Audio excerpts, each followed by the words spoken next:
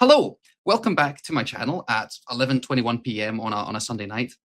We do what we can with the time difference, which is anarchic and upsetting. But I'm here, and I'm joined by Johanna. Hello.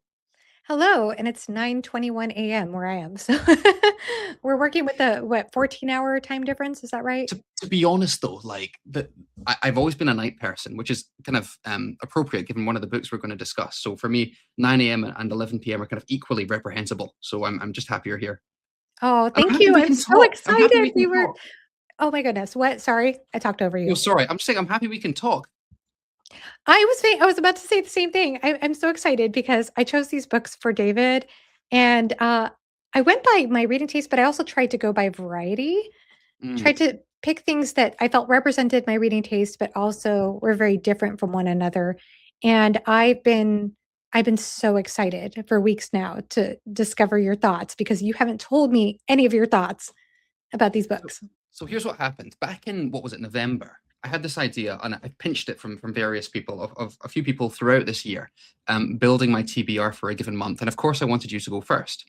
And so I reached out to you and I said, "Can you please recommend 5 books for me to read?" And then I think you took about 15 and whittled them down. And the past month has been me messaging you and saying, "I just finished this book and I can't tell you anything about it.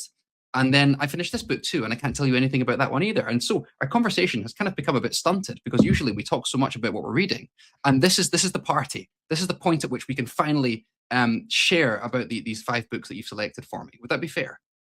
That is fair. And if you don't mind me going ahead and saying, we're going to talk through each of these books. I don't know if you want to talk about spoilers or not. I'll leave that up to you. And if we do, you'll probably timestamp them if they have Mm. spoilers. And then at the end, David is going to give us his ranking of the 5 books. And also, David, I would also love to hear your analysis of my reading taste based on this experiment, but you could save that towards the end or share that at the beginning if you want. Yeah, let's leave that for the end so I can take a few minutes to cobble together some ideas. I do have some. I do have some. What I've done is I have a bunch of notes on the side as I was reading these 5 books. What I will tell you, and maybe this is a bit upsetting for people who want drama, is that I actually really enjoyed them all. There was no dud. I can tell you that right at the start. There was no book where I was like, "Oh, flip me! I have to get through another 300 pages of flippin' Ishiguro."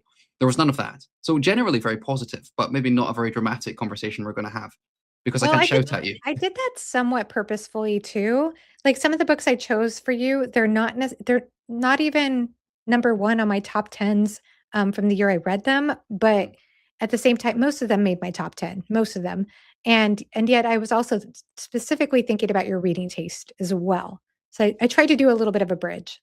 What was it about my reading taste that kind of allowed these books to be assembled for me in your mind? We'll talk about it. I think we should go through the books, and then I'll see if I can figure out what it was about it that made me think it might appeal to you. Okay. So what we'll do in that case is we'll dive into book one, and I'm not even sure which one book one is going to be yet. This is very haphazard. Um, and we'll speak spoilers for your maybe spoilers vague. There will be certainly elements of the text, so maybe back of the blurb is what you can kind of get from our initial conversation. And if I feel like we have to veer into spoilers, I will timestamp that religiously. Joanna, is there any book that you want to talk about first? So, I don't know about the order. We could maybe go with I Who Have Never Known Men first, perhaps? And I'm not choosing this, by the way, on any order of tier ranking for me. This is just, the most recent one, I think, of this bunch that I've read. So, yeah, we can go ahead and start there. Or would you like to go ahead and give the synopsis of I Who Have Never Known Men? I can go ahead and do my best, yeah. Okay. So in I Who Have Never Known Men, we are dealing with a nameless narrator, a young girl who is in a bunker locked inside with 39 other women. And in this environment, they are not allowed any privacy. They are not allowed to touch each other. They are kept in line with the sound of whips, but they are not spoken to. They don't know why they're there. And these other women that this young narrator is with, they remember their lives outside the bunker. They remember what it was like to live in society, to have husbands and children. They're all strangers to each other. That's the other mysterious thing about it. But this young narrator, she doesn't remember anything because she was so young when she was taken that she's never known any other life.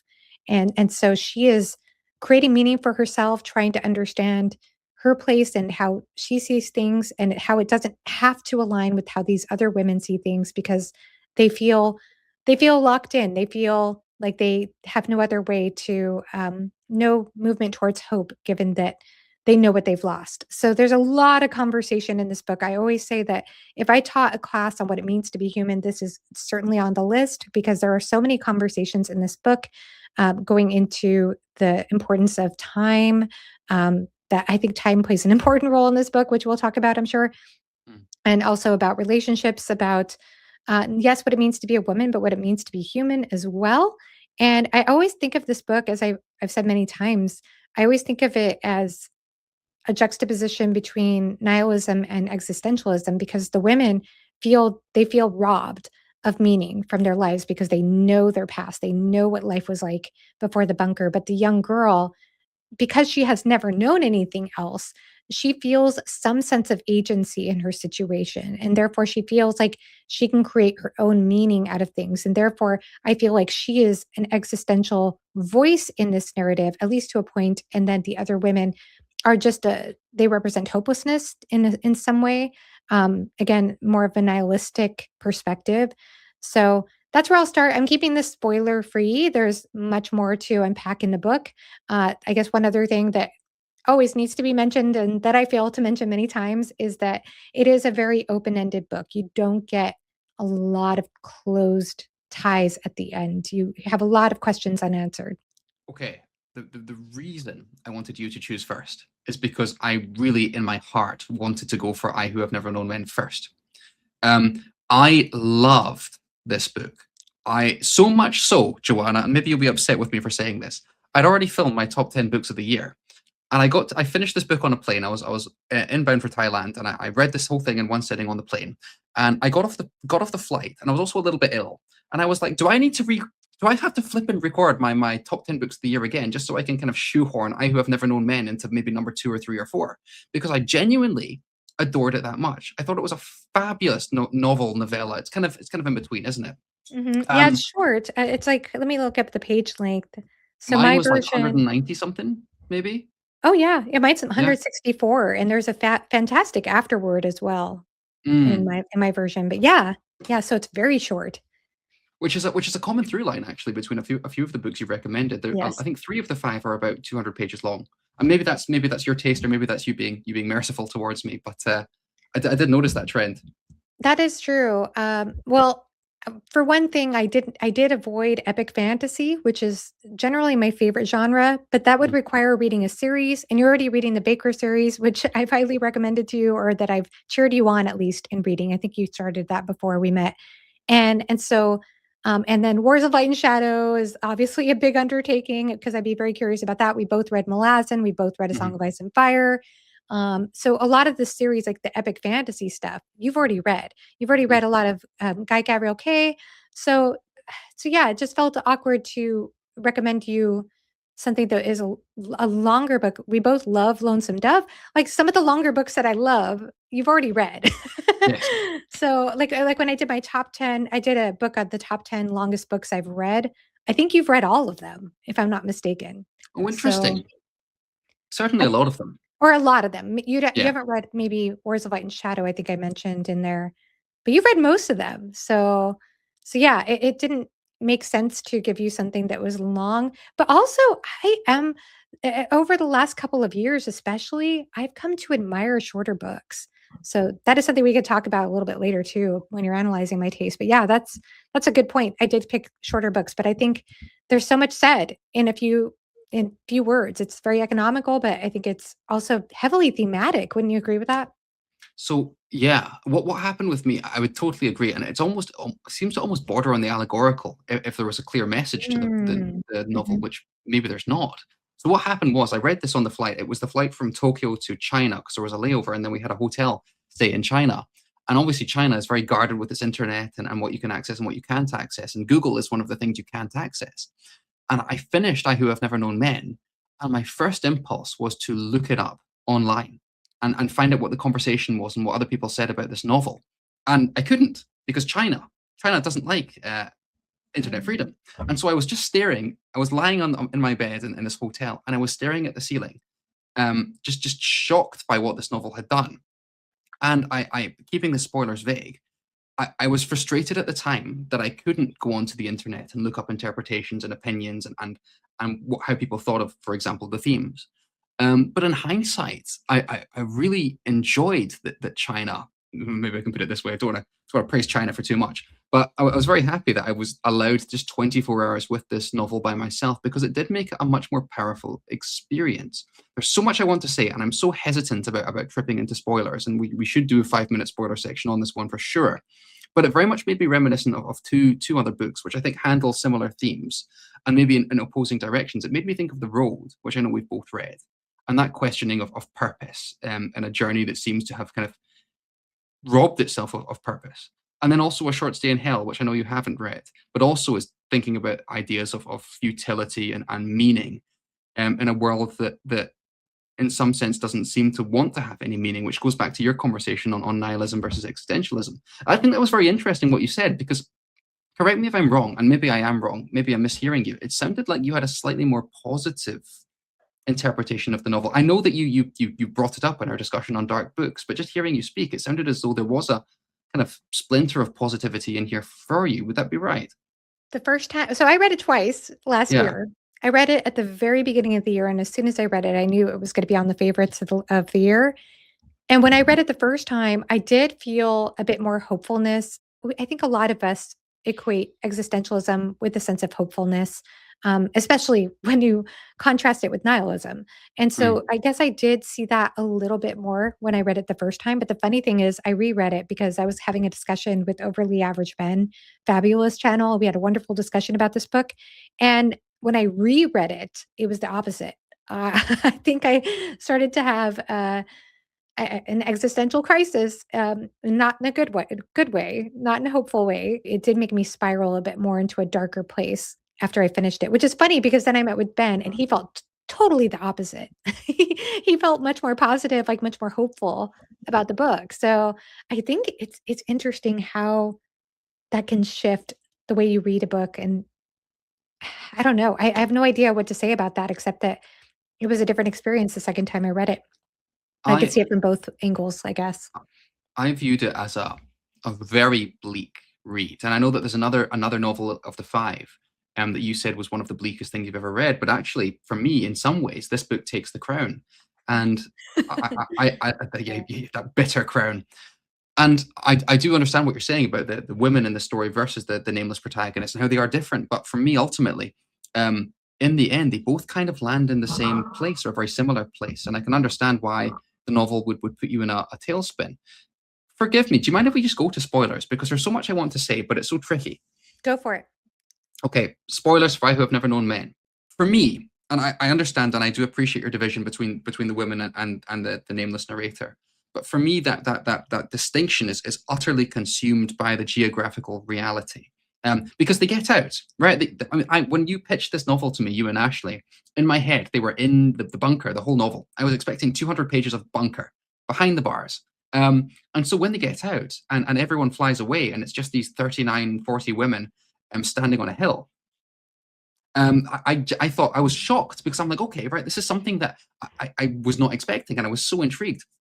I think that's part of the reason I read this novel in one sitting. But what gradually happens in the novel is the rolling hills are just an echo of purposelessness that already existed in the bunker. It's like they got out of the bunker for me, and then the hills just continue to be another bunker for them. And I have a quotation lined up here, if you don't mind, Go that for it. comes towards the end of the novel, where the protagonist is left. She's all alone, and she's come across all these signs and symbols of a time potentially gone by or from another world.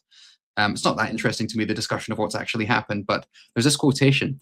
Sometimes I used to sit under the sky on a clear night and gaze at the stars, saying in my croaky voice, Lord, if you're up there somewhere and you aren't too busy, come and say a few words to me, because I'm very lonely and it would make me so happy. Nothing happened. So I reckon that humanity, which I wonder whether I belong to, really had a very vivid imagination. And it's just this idea that the novel comes back to over and over, is that okay, the protagonist is detached from everything that gave the other women meaning, and she's kind of replaced that with a sense of wanderlust. But at the same day, she's kind of with them, sitting with and kind of dealing with her own meaninglessness.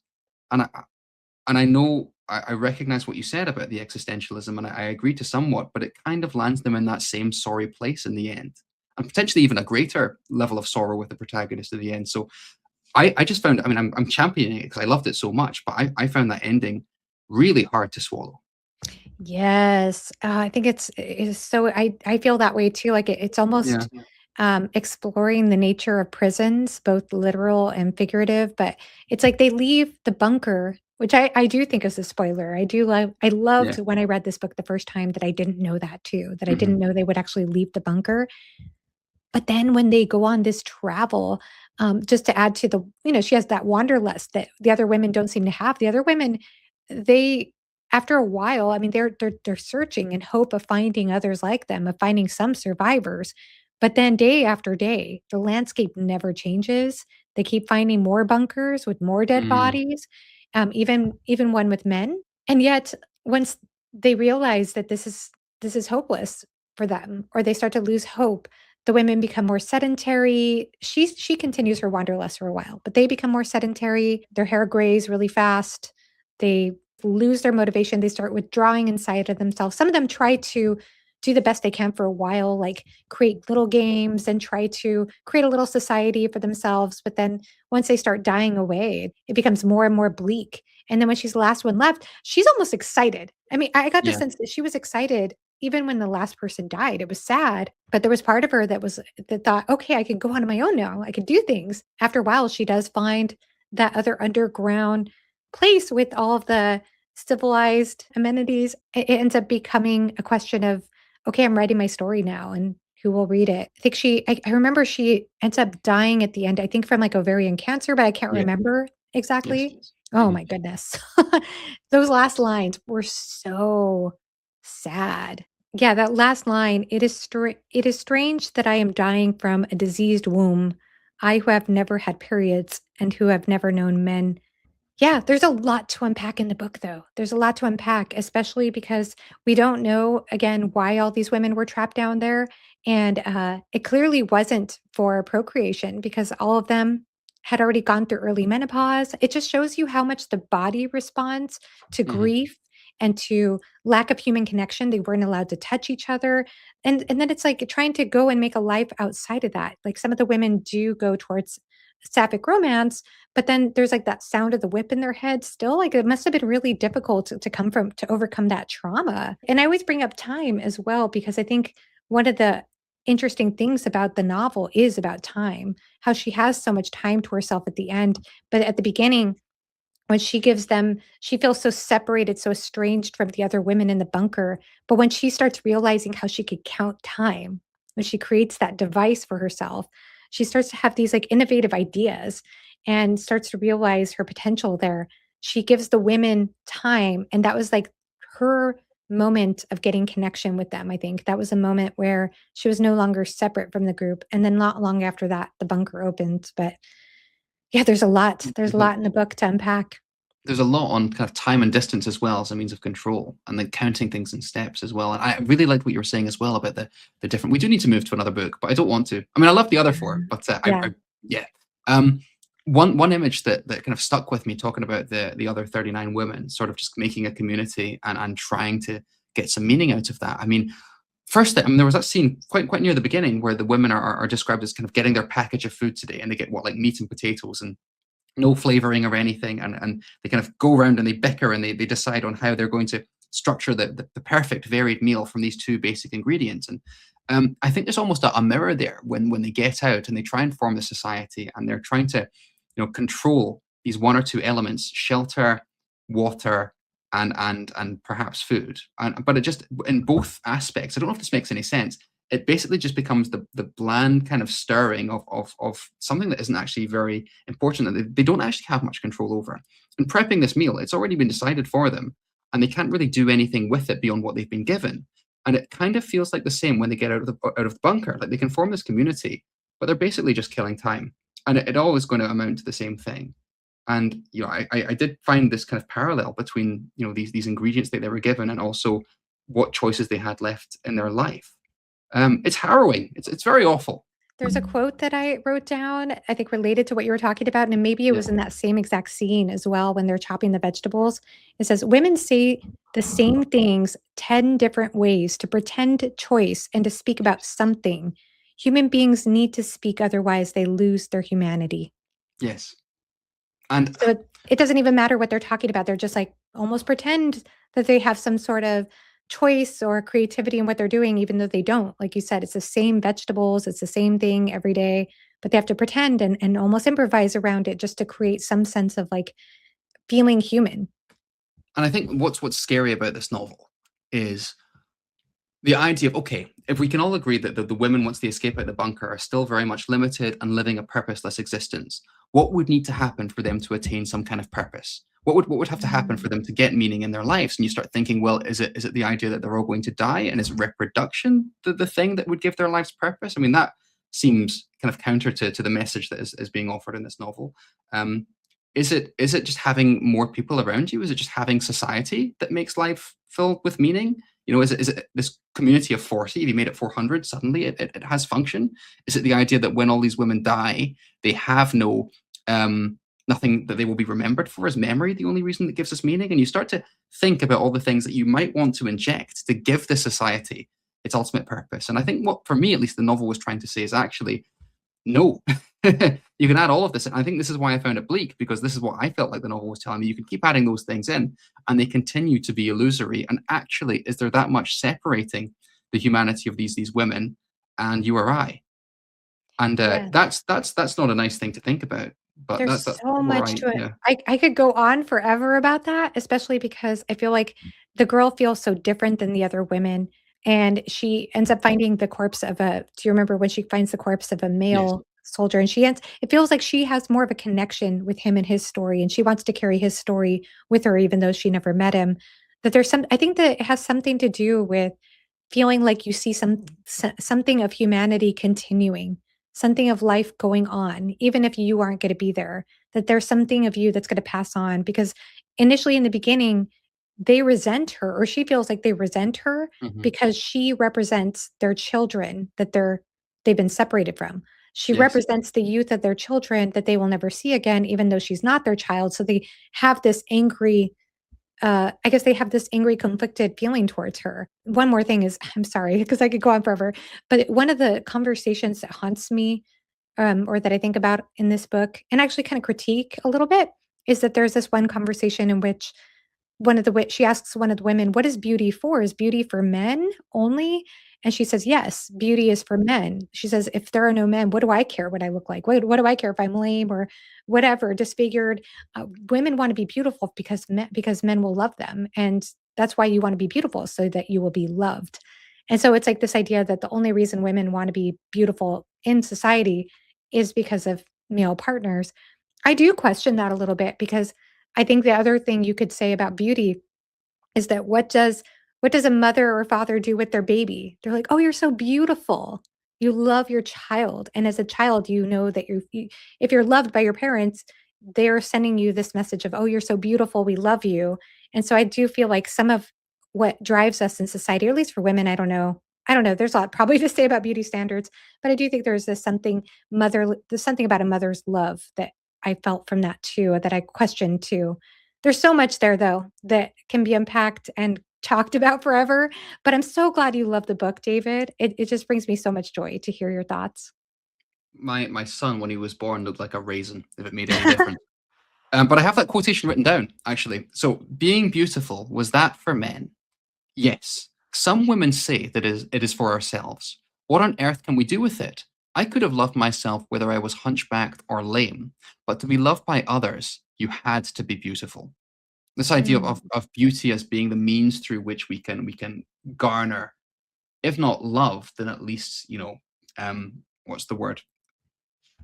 Stuff from other people. Is that too facile a word? Stuff. We need yeah. beauty as a means of getting up in the world. Yeah, and I don't Um, know how to reconcile what I just said with, the difference between men and women when it comes to beauty standards, so I could be just throwing stupid ideas out there, who mhm. knows? But I'm gonna guess that when your child came out like a raisin, you still thought he was the most beautiful thing in the world, is what I'm gonna guess. Maybe I'm wrong. I'm not a mother. It's a weird disjunct because I was like, I love you to the ends of the earth. And also I'm like, wow, wow, that's a long head. Um, but yeah, and no one prepares you for the long head. I think I need to sit a bunch of men down and explain what a newborn baby looks like because I had no idea. And I need to share this. Anyway, this Yeah, actually sounds like quite a good segue if we do move things along to Tanith Lee, talking yes, about beauty that is standards. perfect, yes. So shall I do the synopsis for this one? For Tanith Lee's Electric Forest, yes. I could not find a copy less than £100 off Amazon. By the way, I did look, and it was They're not impossible. available. No, I don't even think this is available anymore, sadly, but I did read the ebook of this, to be yeah. fair, but yeah, go ahead. And she's written like 77 novels, Tanith Lee. Oh, she was so prolific. She's no longer with us, but yeah, Yeah. she was incredibly prolific. Yeah, and So short stories, tons of stuff. yes, Yeah. yeah, 77 novels and like 14 short stories is what I saw. So Electric Forest, if I can give you the quick pitch, you have a character whose name is either Ugly or Magdala, depending on who you speak to. And she exists on a planet called Indigo, which is part of a larger kind of interplanetary alliance. But the idea is that everyone at this point, it's kind of Brave New World, right? They're all able to access a level of beauty and intelligence because they're born in test tubes. But Ugly or Magdala, I'll call her Magdala from now on, was born in a freak accident, which means she was the result of prostitution. And so she grows up hunchbacked and described as ugly. And throughout the novel, I was wondering, is she really ugly or is she just ugly according to the beauty standards? However, the description of her does seem to be that actually she does look a little bit. I can't find the adjective. Malformed would be a horrible way of putting it, but it's as close as I can get. Anyway, she is offered the opportunity to swap bodies with what seems to be some kind of clone type person, a beautiful clone. There's some more catches to that, and there's hitches to that. She still exists. Her brain is still her brain in the body she is occupying in. She's almost like telepathically linked with a body that she then goes on to animate. But the more important and the more interesting rub, if you like, is that she is very much controlled by the person who offers her this opportunity. And she almost becomes like an agent or a spy for this character Claudio, as he does some twisty, turny, thrillery things and brings her along for the ride. Would that be an okay synopsis, do you think? I think so. Yeah, Yes. I think I did quite well. You did great. It has been a while since I've read this book now, so I'm gonna be the most rusty on this one, but what are your thoughts? So, I initially did not love this one as much as I loved I Who Have Never Known Men. I finished it and I appreciated it and I thought, yes, that was a really good, rich text. And I enjoyed having read it, but it didn't blow my socks off. It was more of a cerebral thing than an emotional thing, which is not necessarily bad, but that's where it landed me. But just today, I have a doc next to me.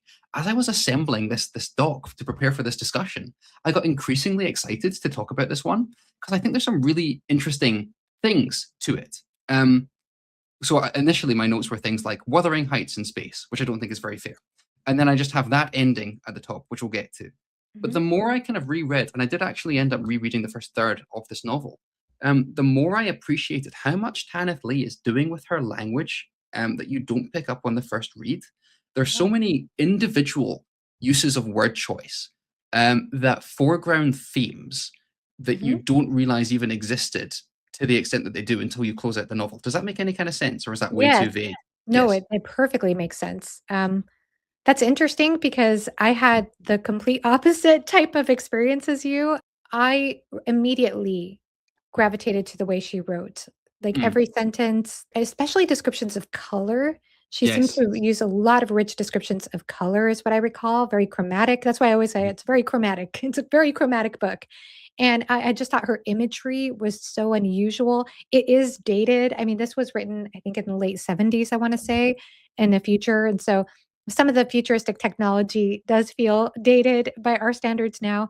but it was still creative. It was still unusual. And even before I finished the book, I right away thought, okay, I want to read more Tanith Lee. I was already looking online to find out what other Tanith Lee book can I pick up because I was that entranced with her prose and her writing. It was just something totally different, a total breath of fresh air for me.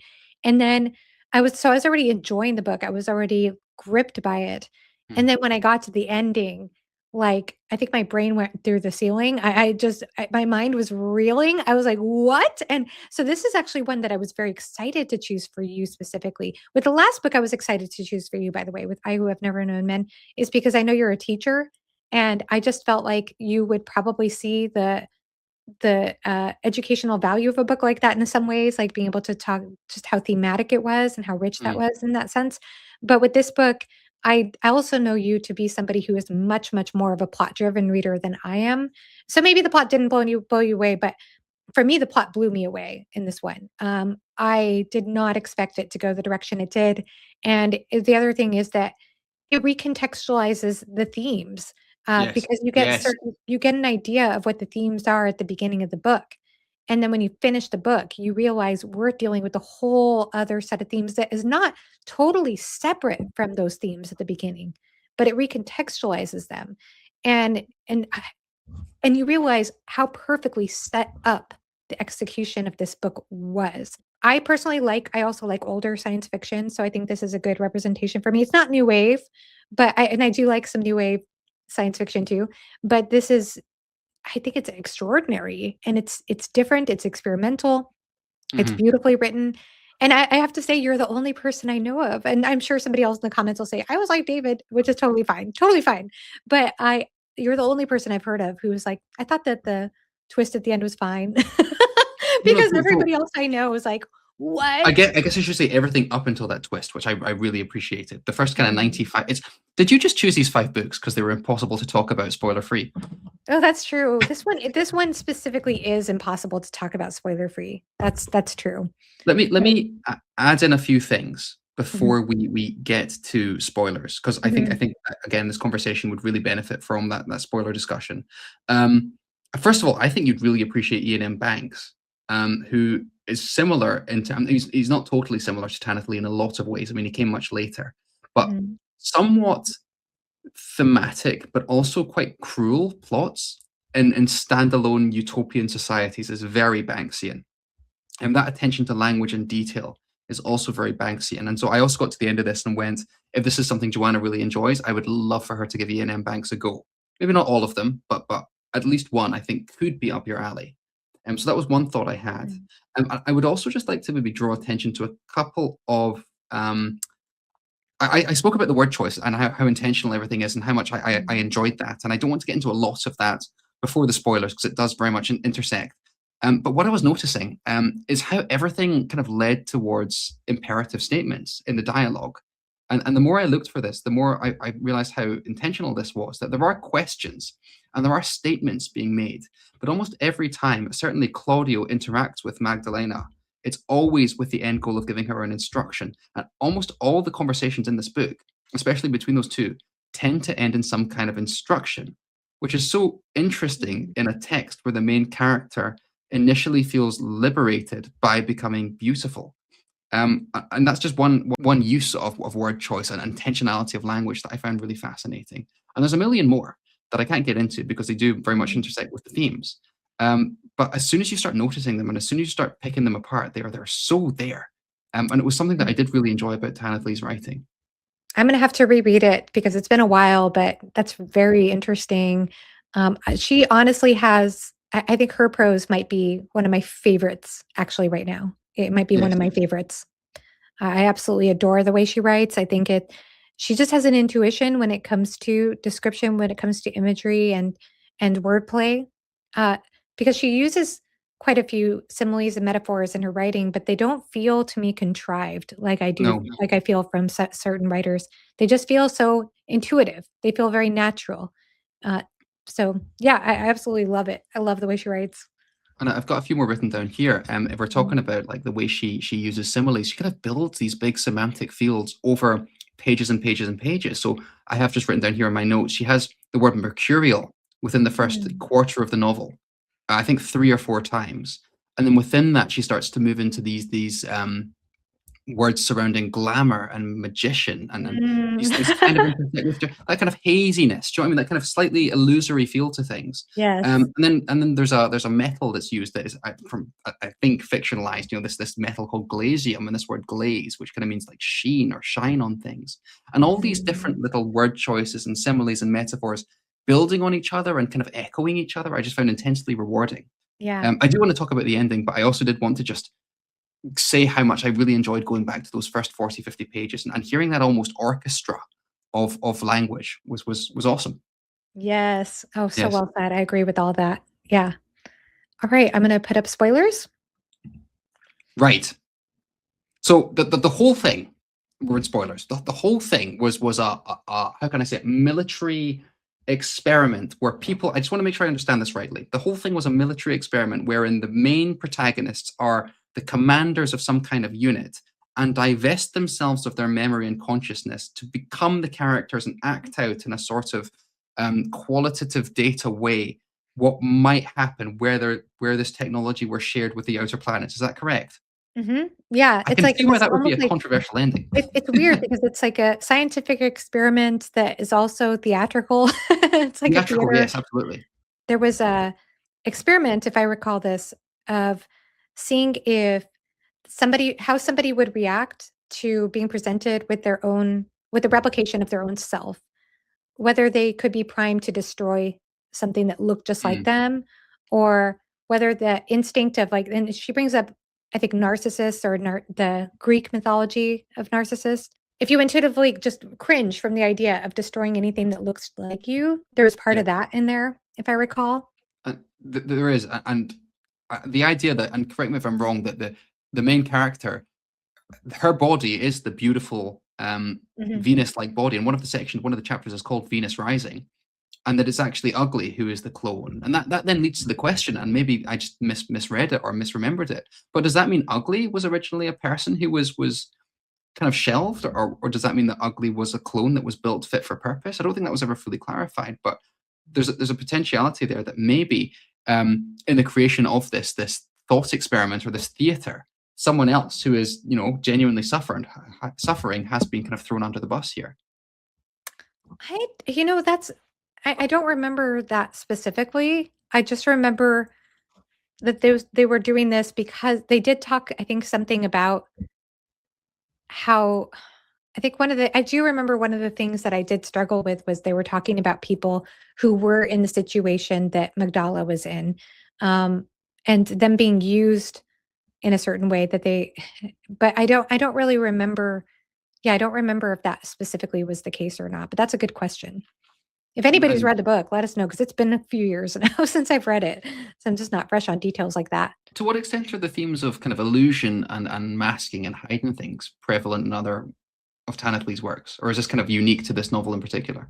It's unique to this book as far as what I've only read. Keep in mind, I've only read, I'm on the 3rd Flat Earth series book right now. I'm almost finished with that. And then I've read this, and I've read one called The Silver Medal Lover, which is a science fiction love story, which I wouldn't recommend to you, but I loved it. I I love that book so much. But no, I don't see that artifice and that kind of glamour or illusion. I don't think, or espionage for that matter. I don't see any of those Mm, things as much in her other books. This was very unique to this book. But at the same time, I do feel like beauty standards are explored. Like in when I read the first Tales of a Flat Earth book, which is Knight's Master, I did feel like you could see some parallel with this book as far as like the disfigurement versus being beautiful and how how that affects somebody in society. And mhm. it's more like I think of a critique of society and how society reacts to people in those situations. I feel like that comes through in the Flat Earth books. But oh, the other thing I should say though about Electric Forest, and I think another reason that, oh, I don't know if it's another a reason why, um, but people are gravitate towards it too, is that uh, what's his name? Don Mates. I've blanked on his name for a second. I'm sorry, Don Mates. Don Mates, who is Jenny Wirtz's husband, did the cover art, one of the cover Oh, arts for Electric Force. Not the one I have, which is not good, but one of the best. He did such an incredible, gorgeous cover for this book. And I know he's proud of it because he was on Philip Chase's channel discussing different covers for his books. And he posted this cover. He posted his cover. Yes, that's the one. if I can show it.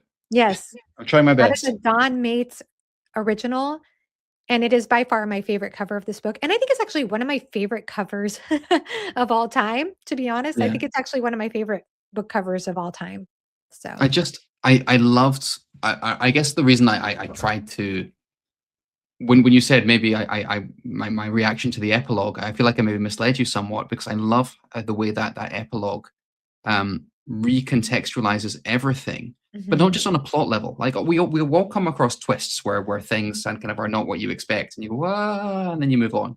mhm. But how much is baked into the language here? And this is why I was struggling to talk about this 10 minutes ago. Um, and I'd love to give a couple of examples if that's okay. Yeah, Um, go ahead. so one of the things that was kind of winding me up as I was reading it the first time is that what I was writing as what I was thinking of as kind of easy and cheap biblical illusions, right? The main character being called Magdalene. Oh, yeah, Um, yeah. Mhm. yeah, and then one of the characters being called Christophine. Is that right? I'm like, okay, Mary and Christ, very easy. Yes, biblical illusion, check, well done. And then there was also a few other things like that in the novel where a house was described as a fiery furnace. I'm like, just the injection of biblical allusions just seemed very almost ham-fisted, if that's not too strong. And then when you get to the ending, and maybe I'm reading way too much into this, but I don't think I am, you realize that the people who are constructing this are putting on a show and making things feel a bit gaudy and a bit dramatized. And then you go back and you read these paragraphs with that in mind. It does change things thoroughly because you're like, oh, this isn't someone kind of willy-nilly just putting some of this stuff in there for the sake of it. It actually draws attention to the fact that this whole thing is a massive theater. And Yeah. yeah, so that kind of stuff, breadcrumbs everywhere. I feel like I was swimming in breadcrumbs, but it's not plot breadcrumbs. It's language and theme breadcrumbs, which is so much more rewarding. Um, and I have about 15 of them written down, but I know that for the sake of time I shouldn't. But that was the thing that really kind of enamored me to this novel. And enamored is a very good word because we're talking about themes of illusion and choice here. Yeah. Made this thing rewarding for me. Do you think you'd read another Kenneth Lee book? I wouldn't buy one Hmm. for $100. Oh, that's true. Yeah, Yeah, they're but expensive. I would. I think I would. And they're short as well, right? I mean, this thing was about 1,800 Kindle location thingies. Yeah. Um, My paperback Slim but version fun. is really small. It's tiny for one thing, and it's, let's see, it's 183 pages, but it's small. But I would read another one. Is the answer yes? Yeah. This is the Yeah. only one I've read of hers that is like this, though, that Okay. is quite like this. I think this is a gem. This is a gem. But I noticed Especially it was for quite something so controversial on. unexpected, because I didn't know what to expect when I picked it up. I did not know what to expect. I But don't you know know. what? I did. This is really interesting because I did go on Goodreads to add it to my Goodreads, and I noticed that the scores were very varied. And so I did have a little scroll down, and I did see Whitney there, by the way. But I also noticed that a lot of the 2 and 1 stars were DNFs. Almost all of them. The written reviews, maybe a big hyperbolic there, but a lot of people were 2 stars. I DNF'd this at 56%. And I thought that was very interesting. And Mm, I do wonder, had they gotten to the ending, would that have mm, recontextualized stuff or not? yeah. Did they say why they DNF'd it? Oh, I can't remember. No, I'd be putting words in people's mouths. Mm. But I think it was just more they felt that it was a bit stale and all over the place. Um, which Which it's absolutely not and at all. I wouldn't go that far in my first reading. My first reading, I would probably put it as a star rating, somewhere between 3 and 4.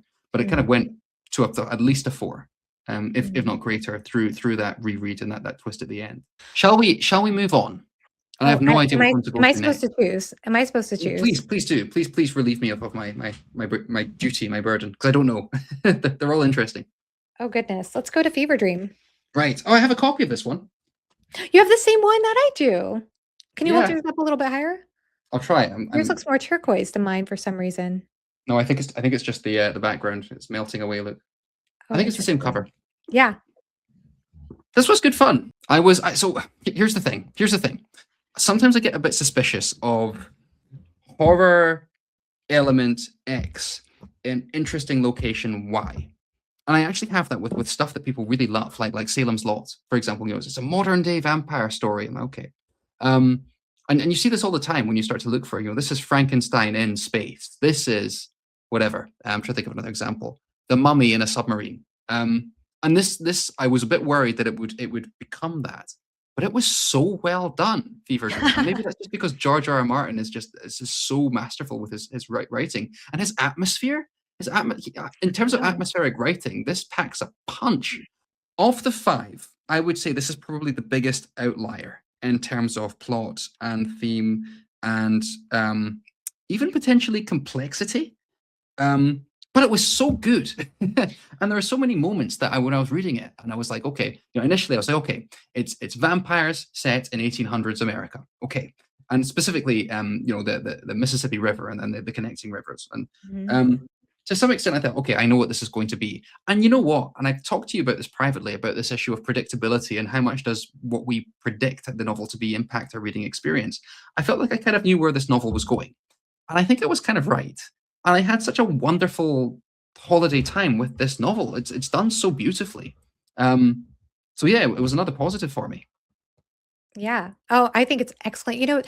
It's doing a lot of different things, and I think that's what's interesting about it as well. I think that George R. R. Martin is an incredible writer, and I was struck by the quality of his prose in this one.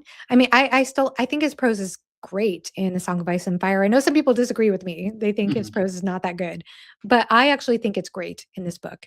But what's interesting about it is that it does a lot of different things, and some things are not perfect. I had a fantastic discussion about this book, spoiler-filled discussion about this book over on Read by Kyle's channel with Alan from the Library of Alexandria and Jimmy Nuts. And it's funny because Alan actually said the opposite of you. He said that for most of the book, he did not know where it was going. He did not know where it was going. And then by the end, he kind of figured it out. But the thing is, this book, it to me, I keep using the word swashbuckling because I do get that feeling, especially with the steamboats and the relationship with Abner Marsh and Joshua York. Fantastic characters in this book, by the way. Yes, yes. Just absolutely fabulous. I fell in love with these two characters. They're what made the book for me. But the other thing is that so it's swashbuckling. It is horror, but I honestly had to remind myself it was horror most of the time. Like it did get a little macabre here and there, but I didn't feel like it was it was not a jump scare novel by any No, not at means. all. It gets a little bit scientific at one point, unexpectedly, and, especially with the lore and how the vampire stuff works, and then it's also I think it also has some gothic vibes to it, and I Oh, don't know it's if you'd very agree with me or gothic. not. Yeah. Yeah, and especially, like, I said this in our discussion, but I felt like the terms I almost wanted to do a word search at one point because I did have the ebook access, but the terms fog and mist came up Mm, so many times that I almost wondered if that was like a motif in the book. Well, there's a lot to say about obviously vampires and how that's going on during the Civil War. And like there's this quote here, the red thirst is on this nation and only blood will sate it. This idea of vampires wanting blood and then humans wanting blood. And then there's this idea of racism and slavery, and the way that vampires look at humans is kind of similar to, or can be looked in parallel to how humans or how white people are looking at black people during that time. But yes. also, to me, one of the bigger themes in this book is about the romanticization, like the way we romanticize dreams. This dream of having this great boat and this great thing happening, or having this greater vision for vampires and humanity. There are these big, broad visions and dreams that characters are seeking in the book, and the way that everything comes to pass and life is ephemeral and everything is fading, and almost like just the way that vampires fade in that, like, you don't they kinda disappear at nighttime and they come forth at night, and I feel like that, those things fading, things coming and going, but ultimately things coming to an end, to me, I almost wondered if there's something to the fog and the mist, being somewhat like a motif of that, if that makes sense. Which is I'm not so explaining that interesting. very well. No, but no, I you are. But there's so many moments, and I'm trying to think if this is a counter argument or kind of a confirmation of what you're saying, because there's so many moments in this novel that are so packed with life. And there's Mhm. steamboat chases, and there's drinks on the deck, and there's Yeah. there's stories being told, as the steamboat kind of rounds the bends. And I love all the descriptions of Mhm. is it nautical stuff? If it's a steamboat, I Mhm. guess it kind of is. Mhm. Yeah. The description of how hard it is to kind of go round a bend on a river. I don't know any of the terms, but it was sold to me really well. Another book that does this very well, I think, is The Terror by Dan Simmons, which is also intersperses a lot of nautical terminology that should fall flat, but you're so into it and you're so into the story and the setting that it pulls it off. I guess my point is, you're talking about things coming to an end, and I would concur with that. I mean, you have this period of time with steamboating kind of coming out of vogue, the Mhm. coming on of the Civil War. The main character himself is, I think he's in his 50s at the start of the novel, and he's painted as a slow, methodical antithesis Mhm. of a spring chicken. Mhm. And yet Yeah, at the that same makes sense. time, yeah, Yeah. there are pockets of life and zest and joy Mhm.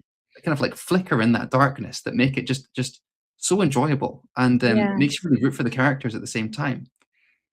I absolutely love that. I think Yeah. that's so well said. I love the book. It does get a little campy towards the end. So that's the thing. There are things to critique about this book. This is not a perfect book, but it was written in 1981. And I think some of those campy things can be forgiven in light of that. And I had so much fun. This book is I've been saying this might have been my most fun reading experience that I had in Mm. 2025. 1981, I Have Never Known Men, the 50s, the 60s? And I don't technically it's the know. 70s, right? Yeah, it was really strange because I found that a lot of books that I read last year for whatever reason landed in this time frame and landed in the early 80s. I don't know. I don't know why, but it was the most bizarre thing. I want to say The Silver Metal Lover was written in 1981. Windhaven, I think, was written in 1981. That was the other George R. R. Martin book I read, Mm. also co-written by Lisa Tuttle.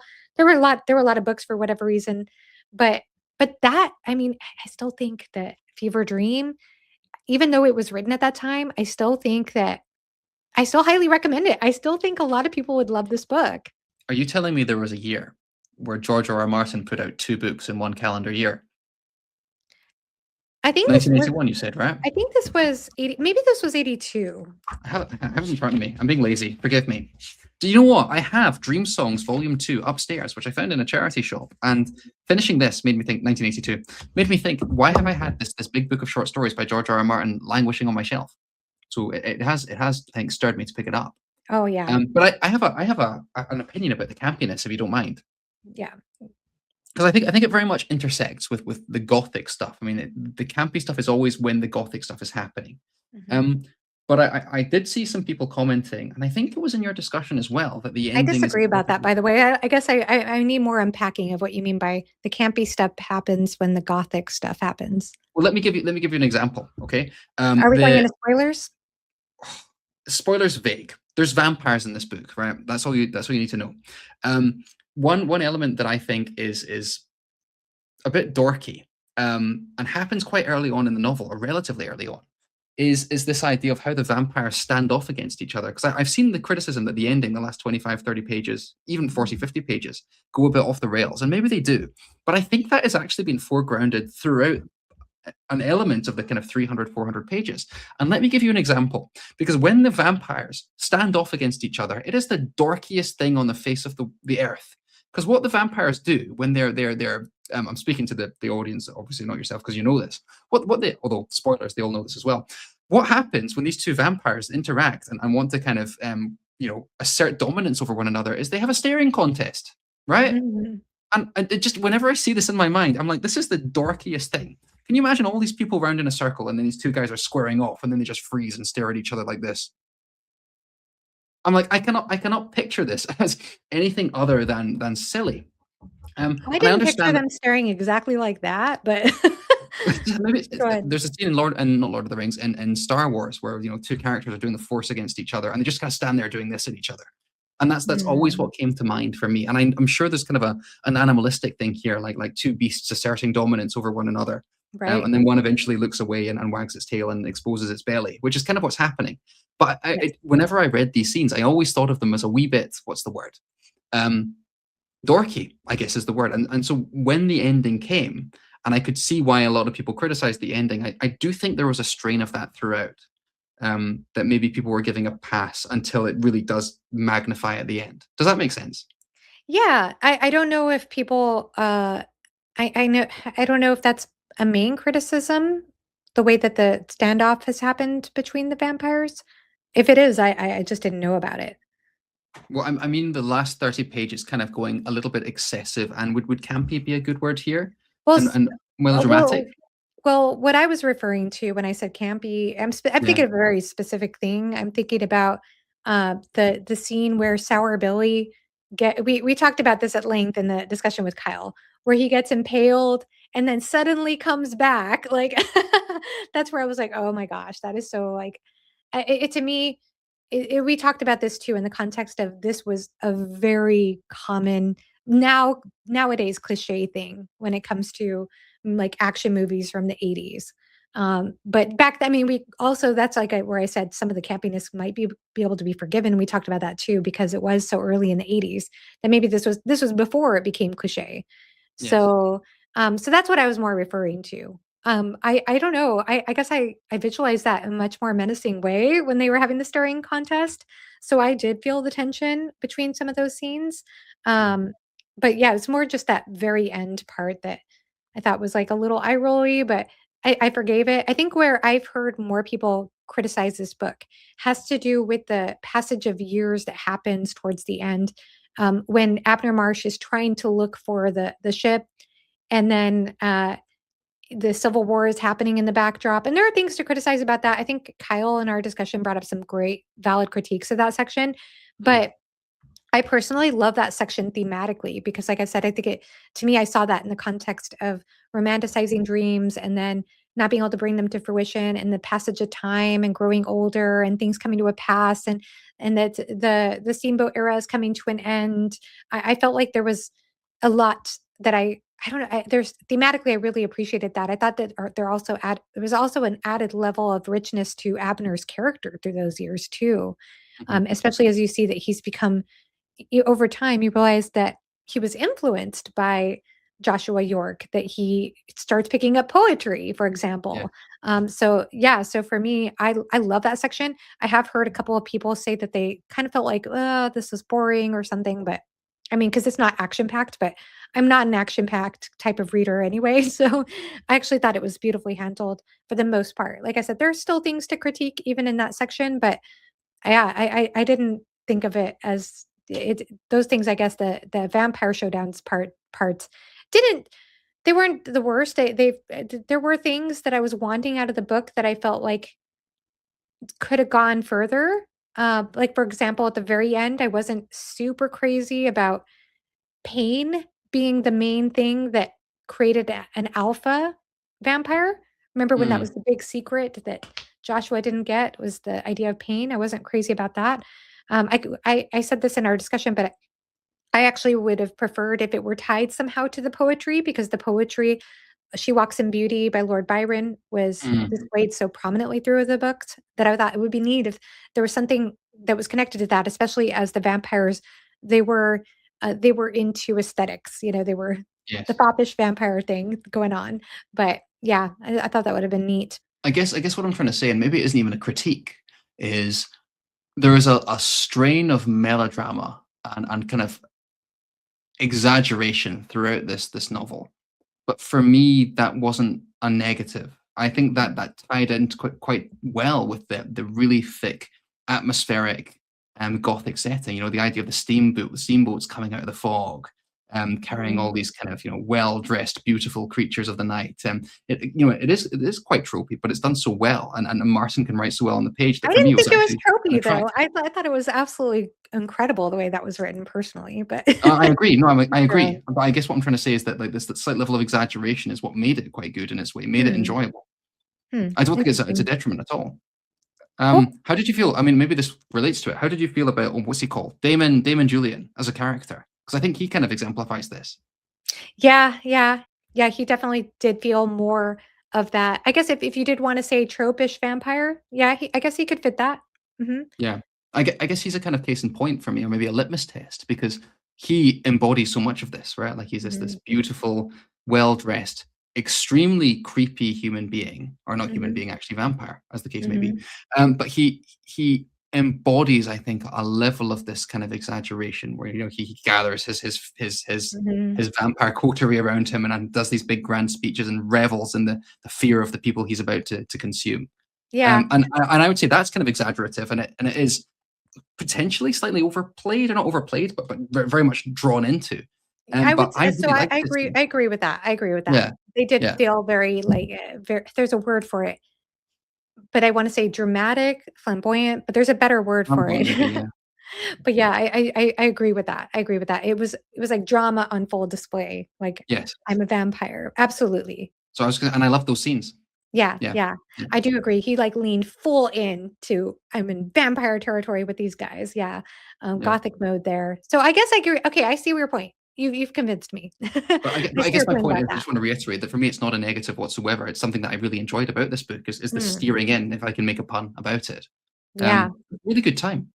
Something I think is also really interesting in the book, because we were just talking about the beauty theme that came up Mm, in the last couple of books, but one of the things I found really interesting about this book was looking at the contrast between Abner Marsh and Sour Billy, because both are mm, described as being very visually unattractive people, and they both have the same conflict of they don't wanna be embarrassed. They have this pride that they wanna hold on to above anything else, and at the same time, Billy truly is a sour character, like, very on the nose to be called Sour Billy, and Abner Marsh, he has a true sense of loyalty. Like, both could be seen as loyal in a way, mhm. like, Sour Billy is very loyal to Julian, whereas Abner Marsh turns out to be loyal to Joshua York, but it's actually a more authentic connection and partnership, even though they never say they're friends, they say they're partners. There's an authentic connection to that. Whereas with Sour Billy, I think he's only loyal to Julian because he wants to become a vampire. He thinks he could turn him. So Yeah. it's more transactional for him.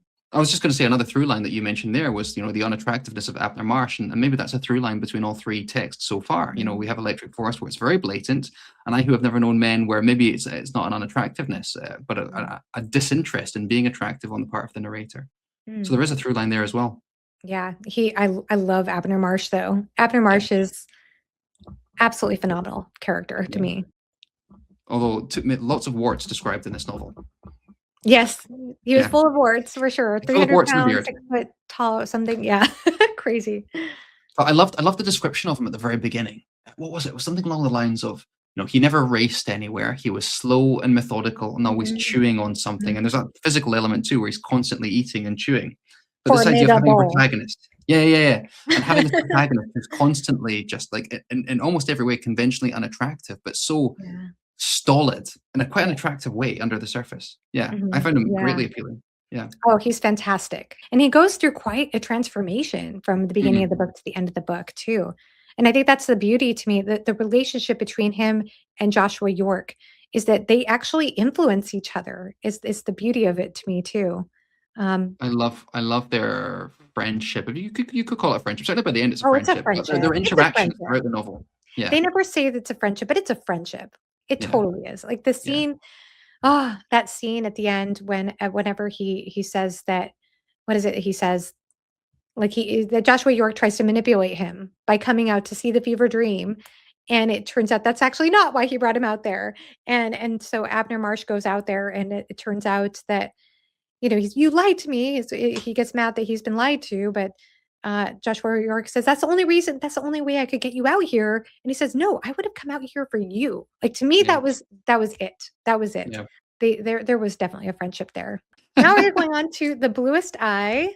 So, I'm gonna go ahead and read a written review that I wrote. It's not very well written, but it'll be better than me trying to dig up some of my thoughts about this because it's been a little bit of a while since I've read this book. Mhm. So this was first published in 1970, and The Bluest Eye was Toni Morrison's first novel. This was her debut. The story takes place in Ohio around 1941, and it centers on a young Black girl, Pecola, who is the victim of paternal rape, neglect, and is looked down upon for her appearance. She wishes for blue eyes as the answer to her problems. This book explores systemic racism as it perpetuates white beauty standards, self loathing, misogyny, colorism, neglect, domestic abuse, classism, and other issues. I personally found every angle described in the story revealing itself as part of a larger problematic societal web, but we are never explicitly told this is the case or blatantly asked to question these norms. As a reader, I felt critiquing and questioning resulted from what was evident in this harrowing narrative.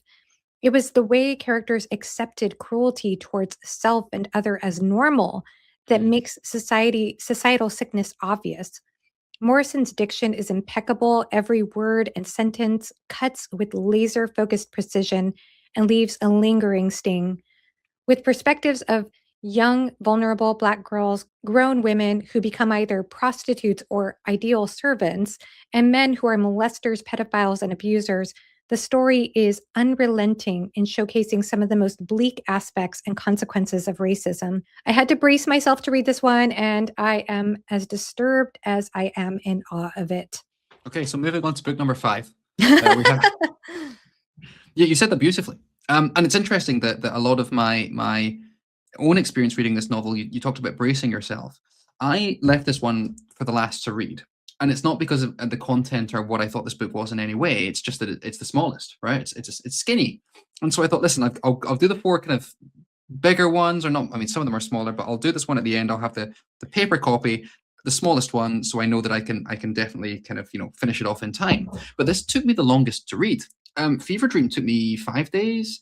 I Who Have Never Known Men, 1 sitting. Tanith Lee, 1 sitting. Klara and the Sun, 3 or 4 days. This took me 8 or 9 or 10 days, I think, in the end. And part of that was I kept not bouncing off it, but the first 50 pages, and kind of adjusting to what this novel is doing so brilliantly. And I should say before I say anything else, this was a fabulous read, but it was a very tough read for a lot of the reasons that you're articulating. I think you used the word unflinching or something equivalent to that, Joanna, and I would definitely echo that. I'm trying to think where to go with this. I guess the first thing I can say is that the first note I put in my phone as I was reading this was "Hot damn, Joanna," because Yeah. this book is bleak. It's bleak. Mhm. Um, Let me just to more orientate myself. I know you did a lot of this in your review just there. But let me give my own quick synopsis summary to get my head in order. This follows, again, a young girl called Piccola, although it's not always from her point of view. In fact, it's very rarely from her point of view, as Mhm. she exists in a community that rejects her as being kind of one of the ugliest people, especially in the Black community.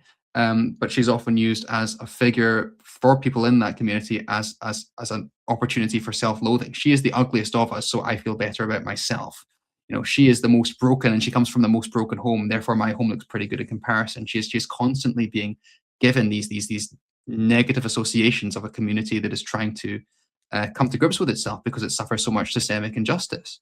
Um, and it's hard to divide spoiler and non-spoiler with this novel, because I mean, what it already says on the back. This is about this girl's destruction and unraveling as she tries to exist in this community which kind of hates her.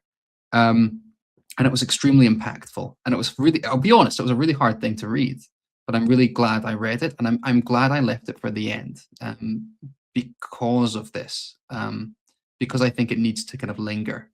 Um, it was extremely well crafted, well executed. There's a few different avenues we could go down, but I don't know if there's anything that's sticking out to you.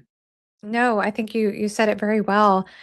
This book was so uncomfortable for me to read. I did have this as a fireside Discord read along, and so we just read a small section per day, like I don't know, maybe 20 pages a day or a chapter a day. I can't remember what it was, and talked about it. And we had so many things to talk about whenever we read this book, but it was a book that I did not wanna pick up. I did not Yes. wanna pick it up because it was so unsettling. For me, this is bleaker, far bleaker than I Who Have Never Known Men. I don't know, that's why I'm so puzzled that you thought I Who Have Never Known Men is worse, because this one, this almost just makes me sick to my stomach because it's so rooted in truth, in stuff that's going on in our Mhm. world. And even though it takes place earlier, it takes place in 1941. Yeah, you see the problems, the societal web. It's a big web. It's a big sticky web that she's painting a Yes. portrait of, and it's like every angle somebody gets caught in it. It's just I don't know. This one was a knife to the heart. This is maybe the bleakest read I've ever book weakest book I've ever read for me.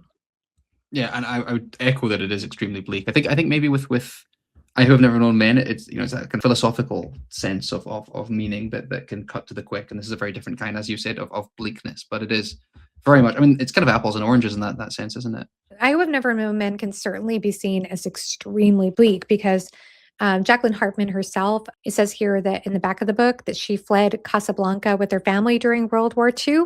Hmm. So, informed by her background as a psychoanalyst and her youth in exile, I Who Have Never Known Men is a haunting, heartbreaking post-apocalyptic novel of female friendship and intimacy, and the lengths people will go to maintain their humanity in the face of devastation. So clearly, World War II was a big influence, and yeah, Yes, that's a yes. pretty intense reading of the book to bring that context into it. And to think about concentration camps and those situations are awful, like some of the most heinous things that we've ever seen in our history. But at the same time, like this stuff is like every day. I don't know. This felt more real to me. And maybe part of it is because this did feel a little more speculative, whereas this to me felt more realistic. Like it felt Yeah. more grounded in what people are really experiencing.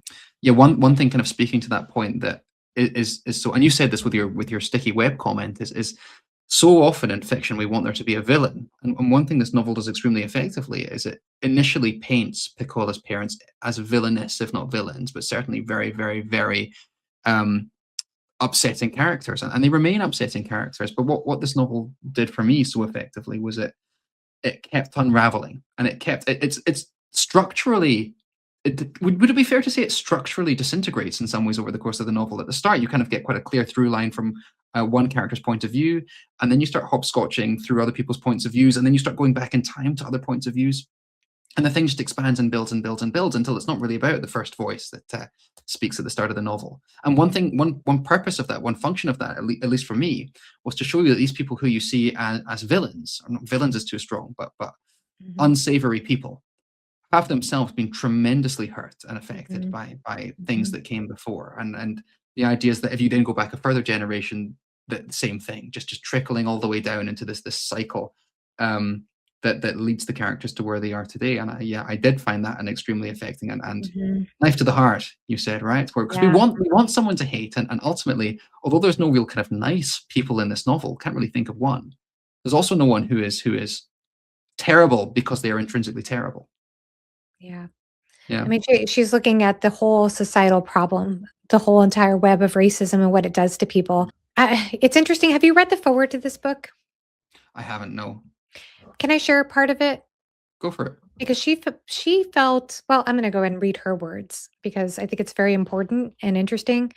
Um, one problem was okay, I'm skipping to towards the end of the forward. I don't with to save time here.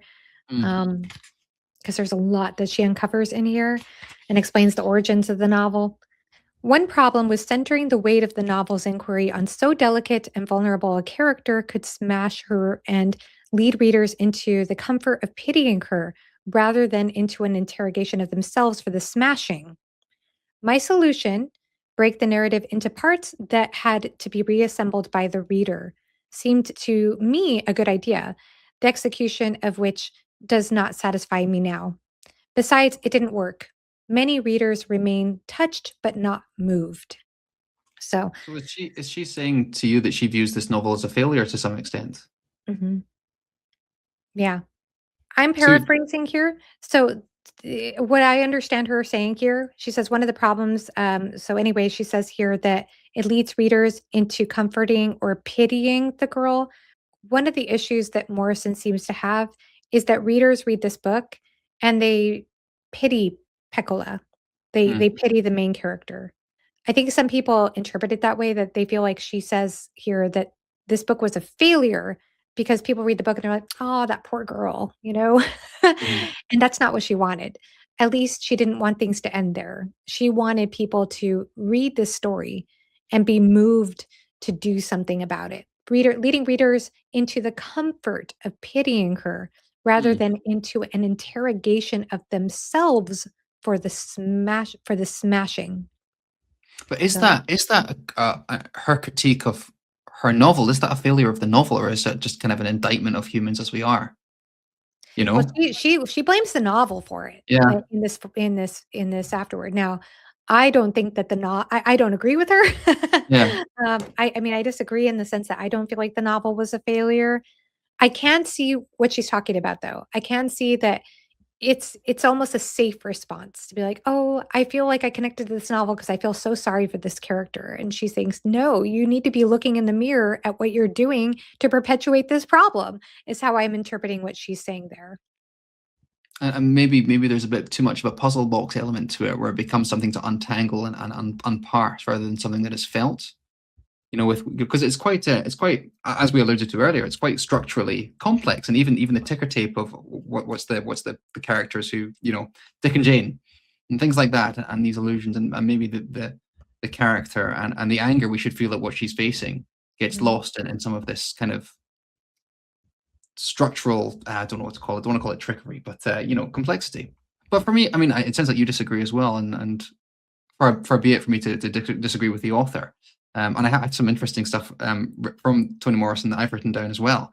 Um, I did find the novel very affecting, and not in a way that would then make me go ahead and compartmentalize it and have my own kind of personal catharsis and then move on with my life. I do think there is a lot of raw energy here that can and will and has incited people into make change. There's so many visceral, horrible moments and images in this story that if they're ever going to incite anyone to action, it would be some of the language that Morrison uses here.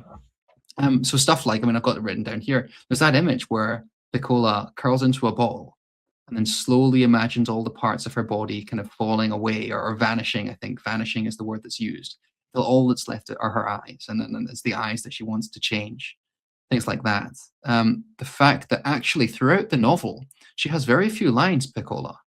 Mhm. That very often her voice is just kind of overridden or forgotten, and there's a lot of tremendous moments of affect that might not for everyone translate into permanence or self-interrogation, if I'm understanding Toni Morrison correctly. But I think if um, this novel stands a good shot at it. I'm not Yeah. sure. I mean, it sounds like you'd agree Oh, with that too. I agree with Yeah. you. Yeah, no, and I mean, she did the fragmenting on purpose because Yes. she wanted the people to see this wider perspective and to have that mirror back to yourself, like you were saying, to have that self-interrogation, but she feels like it still failed, is what I'm Mm, gathering from what she's saying here. Yeah, she says, "My solution, break the narrative into parts that had to be reassembled by the reader, seemed a good idea, the execution of which does not satisfy me now." So she said it didn't work. Many readers remain untouched but not moved. So, yeah, I mean, that was her aim. yeah. She wrote that forward. I don't know when she wrote that forward. The forward 1993, 2000 by Toni Morrison. I know it Yeah. took her. I think I heard her say somewhere that it took her 5 or 6 years to write. And she also wrote it at a time in her life when she was kind of at a loose end. I think recently divorced with children, between jobs, or about to move with her job, or things like that. And I found Yeah, this I don't quote. know. Yeah. I found this quote that she said, where it's amazing how much time there is when you're unhappy. And a lot of these quotes that she uses does for me tend to echo where the characters are at in the novel too. I mean, a lot of the characters, I mean, a lot of them are children, but they seem to have a lot of downtime where they're able just to interact with one another and talk and hurt and all this kind of stuff. And it was interesting for me reading this novel and having that quote from Morrison herself in the back of her mind, because she herself, in a very different context, it sounded like, was, tremendously unhappy and just having these hours, and trying to sit with them. Um, Yeah. Another one she said was, she was writing this while living in a world of chaos, which very much does seem to reflect a lot of the characters in this novel living in a world of chaos. Yeah, it's interesting to note that. I didn't know those things about her, while she was writing the novel. Uh, Oddly enough, this book actually did not make my top 10 books of the year I Oh, read really? it. No, it didn't, and I grappled with that, and it's one of those books where I keep questioning, should it have made it in? Should I have added it to the list?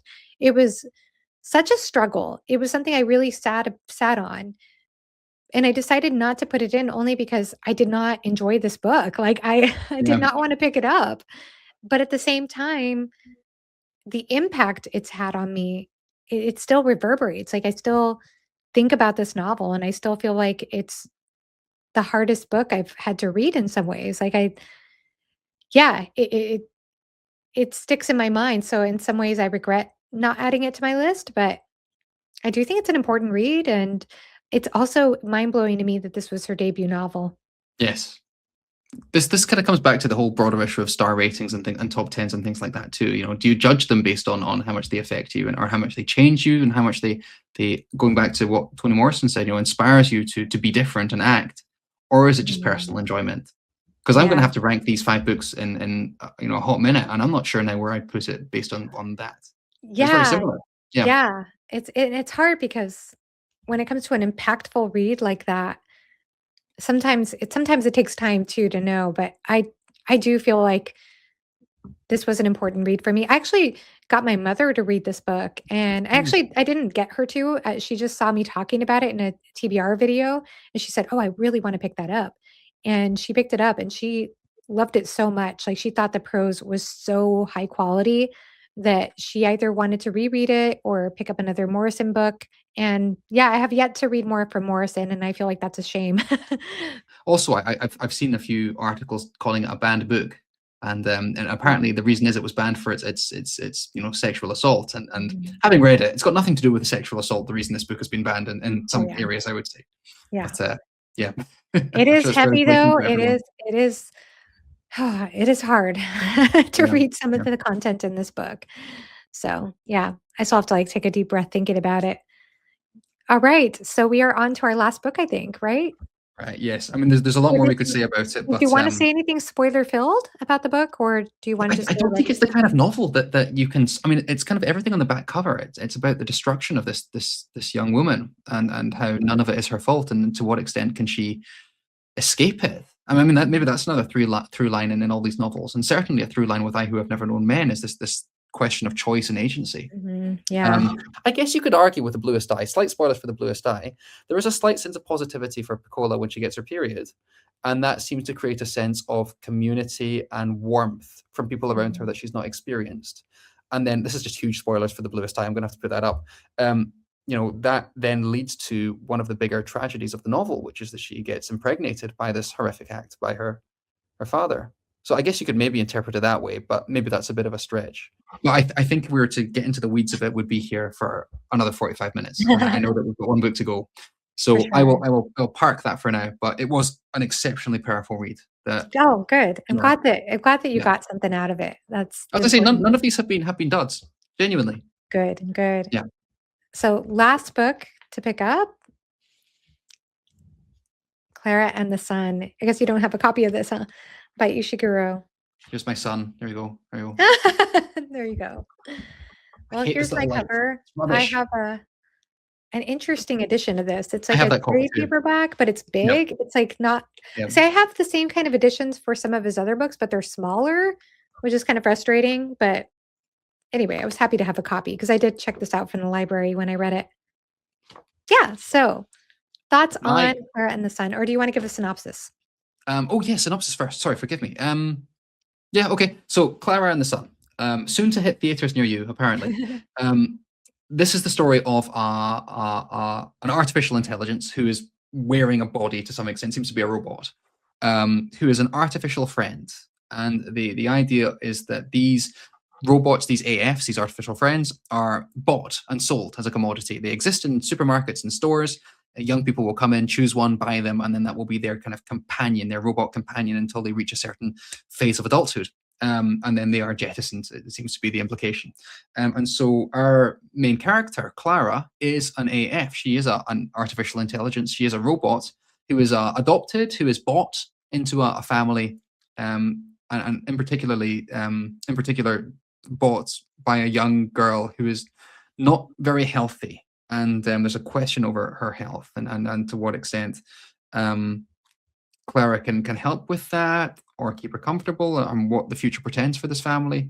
And a lot of themes of the family units and community being a big one. And obviously the question of humanity and what makes someone human and the extent to which any of us have souls and can be replicated and all this kind of stuff. Mm-hmm. Um, so I really enjoyed this novel and I enjoyed seeing it from Clara's perspective. I think this novel had to be told through Clara's perspective. What I did notice is that this does seem to be, I don't want to say the word light because light carries negative connotations, XYZ light. A lot of the thematic beats and a lot of the conversation and the points in this book seem to me to be strongly, strongly, strongly reminiscent of Never Let Me Go. This almost seems to be a companion piece to Never Let Me He's Go. he's actually said that. Yeah. Ishiguro has Has he? actually said that, yeah, he's actually said in an interview that this was his response. This was a response piece to Never Let Me Go. That Mm. makes so much sense. Yeah. Because I was reading this thing going, I mean, from a negative perspective, why does this exist in the same canon that Never Let Me Go exists? But at the same time, that's being tremendously unfair to Clara and the Sun because it is a really good novel in its own right. It does I seem I much prefer more this book positive. over, I'm so sorry. I was gonna say, Oh, I you much prefer this book over Never Let Me Go, but I did read interesting. this one before Never Let Me Go. Yeah.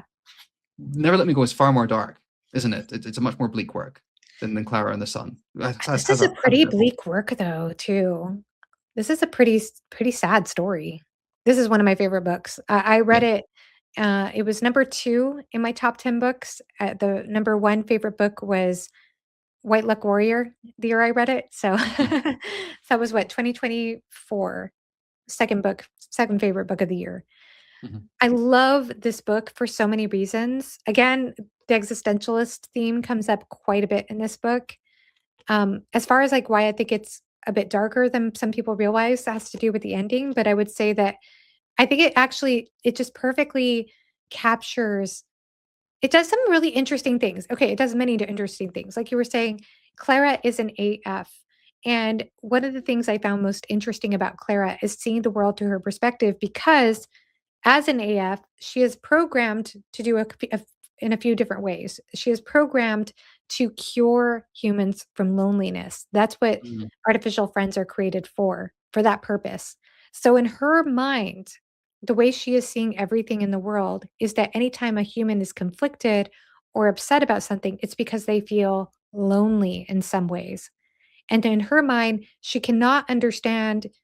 There's a really interesting part in this book where she has to try to understand why somebody would actually choose to be lonely because that's just so outside of what she's programmed to see.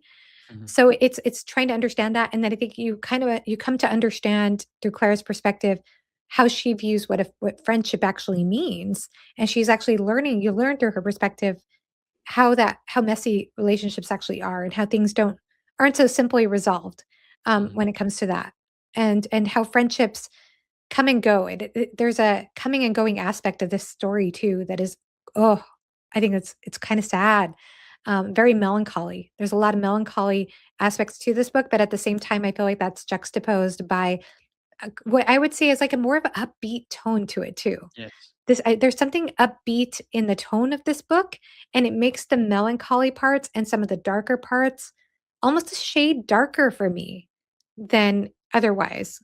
I c It's an interesting blend. It's an interesting blend. He makes it work. Somehow Ishiguro made this work. But the other thing about Clara, and this is also the other thing I find so fascinating. There's so many things I could say I love about this book, but the other thing about Clara is that she worships the sun because Yes. she's solar powered, right? So she gets her energy from the sun. She feels like the sun has healing powers.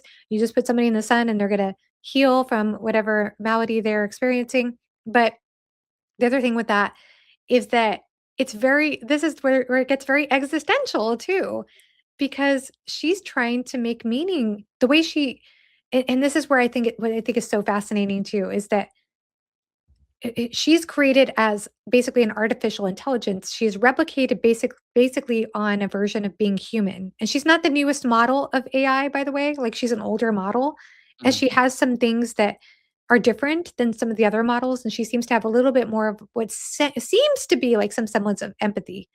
Um, but the thing is that her worshiping the sun to me was so intriguing because when we were reading this book, we cannot I felt like I couldn't help but feel for Klara, and I couldn't help but feel her as deeply human, even though I knew she wasn't human. And there are certain things that Ishiguro does in the story to signal you're not dealing with a human, but my brain is like, "No, she's human. I feel her humanity." And yet she does something that is very distinctly human, which is she has a spirituality.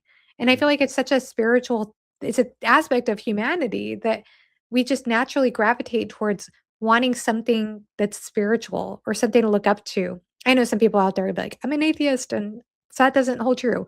But yeah, yet I think that there is something very human about it too. And so her looking to the sun and seeing that as in a religious way was to me also profoundly fascinating to look at this exploration of what it means to be human. But added to that, one thing I got a kick out of in this story was how me as a reader, I want to anthropomorphize Clara. Not only does she look Mm. like a little girl, but she acts so human, like I said. I felt like I wanted her to be human, and in my mind, she was every bit as human as the other characters. But not only am I anthropomorphizing Clara, Clara is anthropomorphizing the sun. To her, the sun is a being who listens and who can communicate with her, who understands her thoughts. And so it's those layers of the story that I found so compelling.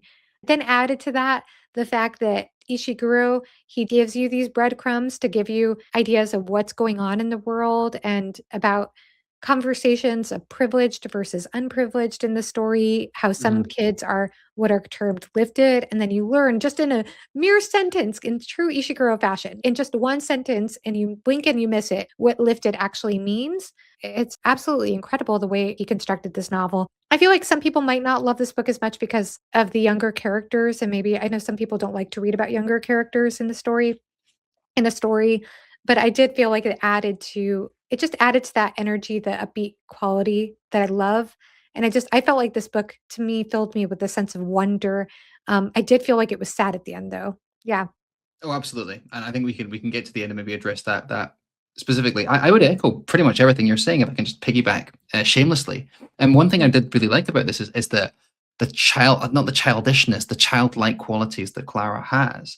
And again with the son, like she makes Mhm. bargains with the son. She says, "Son, just give me Yeah. this and I'll do this for you." And there's something very kiddie about that. You know, you can imagine a kid kind of praying over the pew saying, "If you can just find my old, candy for me, then I'll make sure I come back next week." It very much is echoing of that, and that naivete just kind of becomes very endearing. And I like what you're saying about the worship of the sun as well, because although you're saying you were, and maybe to some extent, I don't want to put words in your mouth, but kind of foisting your own interpretation of what it means to be human onto Clara, if that's fair. Um, she there is nothing more human like than worship of the sun to some extent, because that was one of our oldest kind of deities as the human race. It's almost like in a Mm. world where everyone else is negotiating what it means to be human, she has kind of intrinsically found it by herself. And I really did enjoy her character. And one thing I noticed as well, and maybe I'm reading too much into this, is so much of the novel is framed and literally like framed into segments and boxes, just like we're in boxes right now, where Clara will frame the fact that once something goes beyond her window, then it's gone and it's out of her square.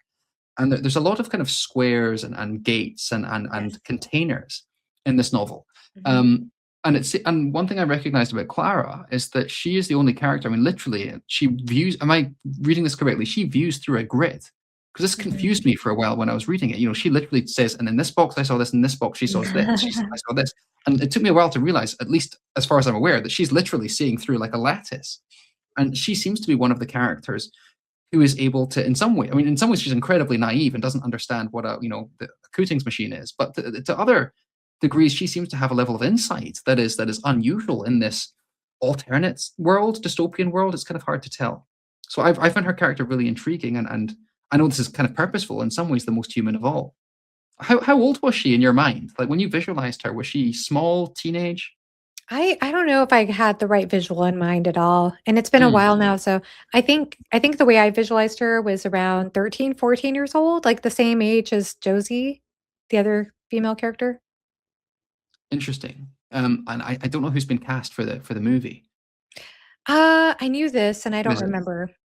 I think it was I'll like add their face in later. the Wednesday Addams actress. What is her name? Do you know what I'm talking about? The one who played Wednesday Adams Wednesday actress is Addams? her name. She changed. Hang on, Wednesday Adams actress. This is terrible YouTube, but I'm not going to I click don't it. know. Jenna Ortega. How old is Jenna Ortega? Yeah, see, interesting. She's 23.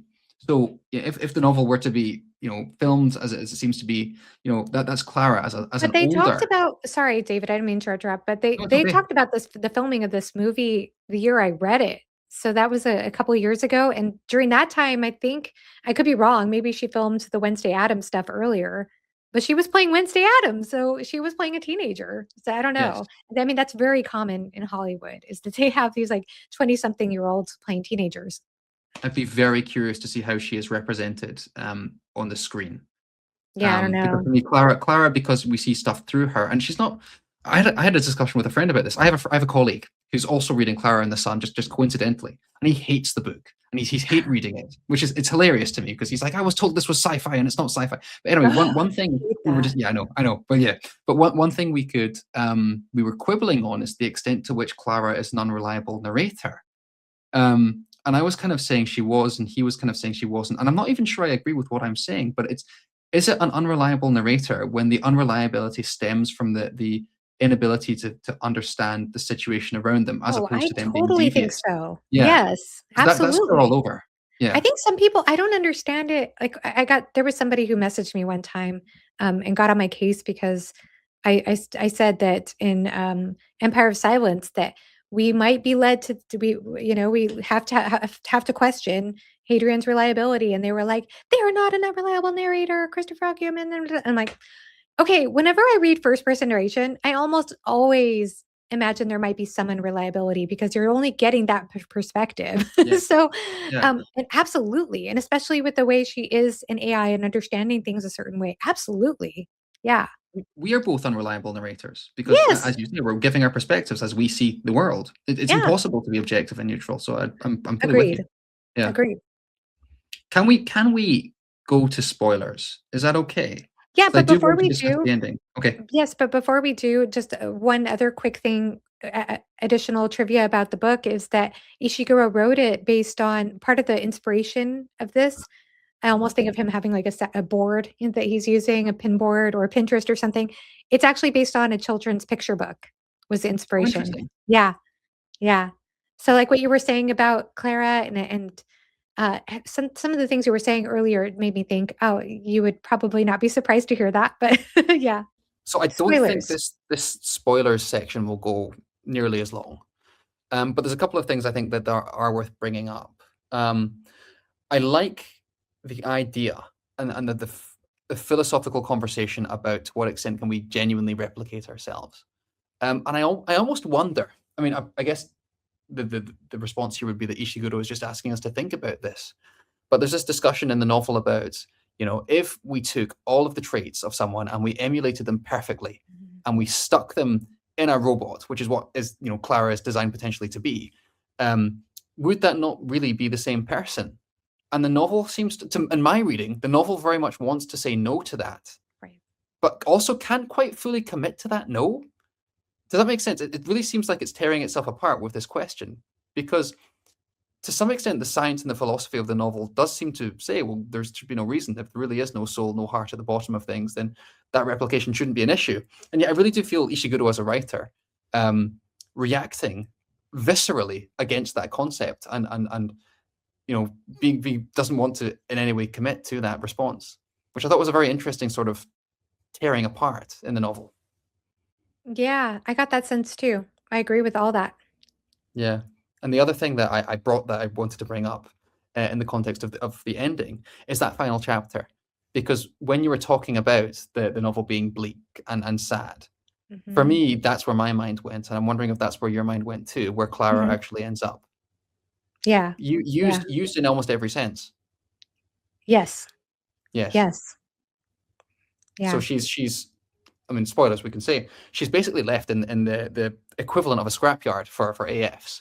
And the tragedy of this is that her old manager from the shop comes to visit her, and Clara is extremely happy. I fulfilled my function. My friend has grown up, and they're healthy and happy, and everyone's moved on. Job well done. And you just sit there kind of looking at this, going, that is so tragic that in my reading, probably certainly the character I like the most, but also the most human character in a lot of ways, is the one that has been used up and spent and used for the comfort of other people. And there's something kind of quite nice, but also deeply sad about the fact that she never realizes that she has actually been a bit of a victim here in this whole story. So is that what you were referring to when you spoke about Yes, the weakness of the ending? absolutely, Yeah, absolutely. Oh, I just thought that was so sad. yeah, And I feel like it's also trying to say something I imagine about pollution, about the way we discard devices as well, yeah. although I hate to see her that way. But yeah, I think there's a lot of sadness there. It's not necessarily I don't know, it's probably a stretch to call this a tragedy, but it is sad. It is very melancholy. And it was also interesting the way that Josie and is it Rick? Is that the male character's Yes, I name think I so. wanna Yeah. say? When Mm. they fade apart at the end, and Clara Yes, has to she has to come to terms with that and understand how that's possible and why that happens. And yes. there was just something really sad and melancholy about that too, because yeah, you could have a really good friend in your life. It's happened to me so many times where you become really, really close and good friends with somebody for a period of time, and then you just no longer are friends anymore. And it's not that there's any ill will there. It's just a gentle growing apart. And there's something really sad about that to me too. There's a lot there as far as letting things go and things coming to an end. Mhm. Life is impermanent. Are you That subtly telling me you're gonna ghost me in the next few weeks? I'm subtly telling you, you better not do that to me. It's interesting, and I think this comes back to a conversation that we had at the start in connection to Never Let Me Go, because for me it seems like almost I don't want to say by the numbers ending because that sounds like there's not a level of skill and craft here, and I don't mean to say that at all. But the resonance that this novel left me very much reminded me of Never Let Me Go. You know, she Mhm. literally uses herself up. She donates part of herself to destroy the Cootings machine, which is to save, she thinks, is to save Josie. Yeah.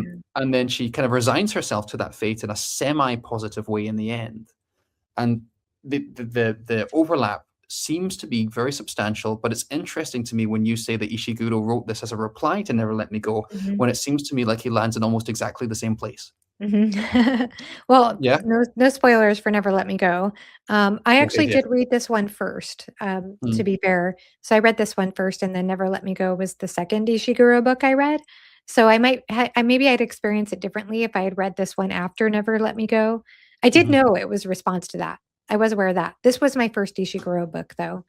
And, um and yeah, I agree with you. It's funny because I finished this book and I talked to a friend of mine who here in real life and here in my town. He was also a huge Ishiguro fan, and I said, "Yeah, I'm reading Clara and the Sun." He's like, "Oh, well, that is the of all his books, that's probably the one that is the least bit sad, as the rest of the other ones are far, far harder. Like this is a sad mhm. book, but this is the least of his sad books." There's a So thing, and you know what? be You said prepared. this in your episode of Dear Dr. Fantasy with Philip recently about. Forgive me if I'm misremembering this. Ishiguro's prose and how Yeah. effortless it is. I think you already said this at the Mm. start. You know that it just feels so easy and natural, and it's only when you pick up a pen and try and do it yourself you realize the amount of forethought and attention to detail in all of these seemingly simple looking paragraphs. Yeah, the one thing that it's so interesting because he really is economical with his prose. I think one of the Hmm. things I was talking about with Philip was talking about determining the quality of prose because I certainly love styles that are more lyrical, more rich, more elaborate. I can enjoy styles like that quite a bit. But I also can enjoy and think there's just as much skill in somebody who is choosing a more, um, yeah, who's choosing a much more economical approach when they're using fewer words and creating more of an iceberg effect, I guess, if you will, with what Mm. they're doing. I know that when my husband read this book, it's interesting because he's not an avid reader, but he picked this book up and he wasn't far into it, and he said, "You know what?" He said, "He's Ishiguro is saying so much with so few words." And I said, Mm. "Yes, yes." And he said, "That's not easy to do." And I said, "Yes." So Yeah. I was so happy that he understood that too. that what he's doing is actually pretty masterful, and I think he does this in all his novels, from what I could tell. He does this in all his novels, but he also maintains a really strong character voice too. The voice he Yeah. uses for Klara is very different than the voice he uses for the character in Never Let Me Go. And it's Yes. also very different than the English butler in Remains of the Day, and it's very different than the main character in A Pale View of Hills. So he does do very distinct different character voices. They're all of those books though are in first person narration. I think this is the only one I've read so far that is not that is not a frame narrative, that is not looking backwards and reflecting on the past. But this book, by the way, I did read a paper from somebody who's a scholar on Ishiguro's works. I only read part of it, to be fair, and I've tried to find the paper again and I can't find it. But he talked about how one of the main themes when it comes to Ishiguro's books, especially this one, a couple of other ones I probably shouldn't say without giving away spoilers, is the theme of obsolescence, of things becoming obsolete over Mhm. time. And that's, I think, the sadness of this book, if the more tragic aspect of it, if you will, if you want to stretch to that term, is yeah, Clara becomes obsolete. Like this Mhm. character that we're loving and following for some time, just fading away at the end. In that way, I think thematically, we could say that there's a parallel between that and Fever Dream. And Yes, when it comes to absolutely. that, yeah. And that is actually a theme I do seem to gravitate towards. I did notice that in several of the books that I loved, for my top 10 books of 2025, though I read this in I 2024. I am perfectly willing to give you the last word on Clara and the Sun there because I think you articulated a lot of really good stuff on Ishiguro there and why he seems to become one of your favorites, if that's maybe not too strong to say, because I know No, you've read about 5 of his books now.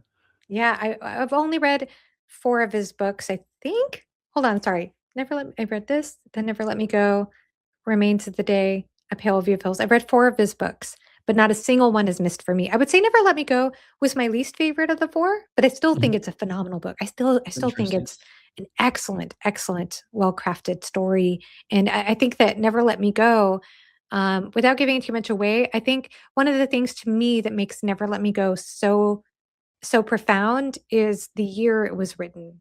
If you look at the year it was written, which was around 2000, I wanna say, and the conversations that were happening at that time in science and in yeah, society, that was a Mhm. big deal. It was a big deal. So for the time it was written, I think that just adds a whole other context to it.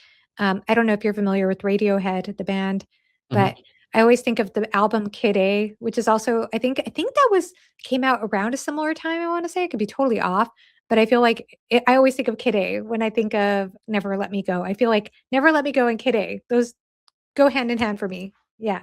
I remember when the trailer for Never Let Me Go came out in the cinema, Oh, and, and people and it's Keira Knightley, right? It's Keira Knightley and I haven't watched it, but so I yeah.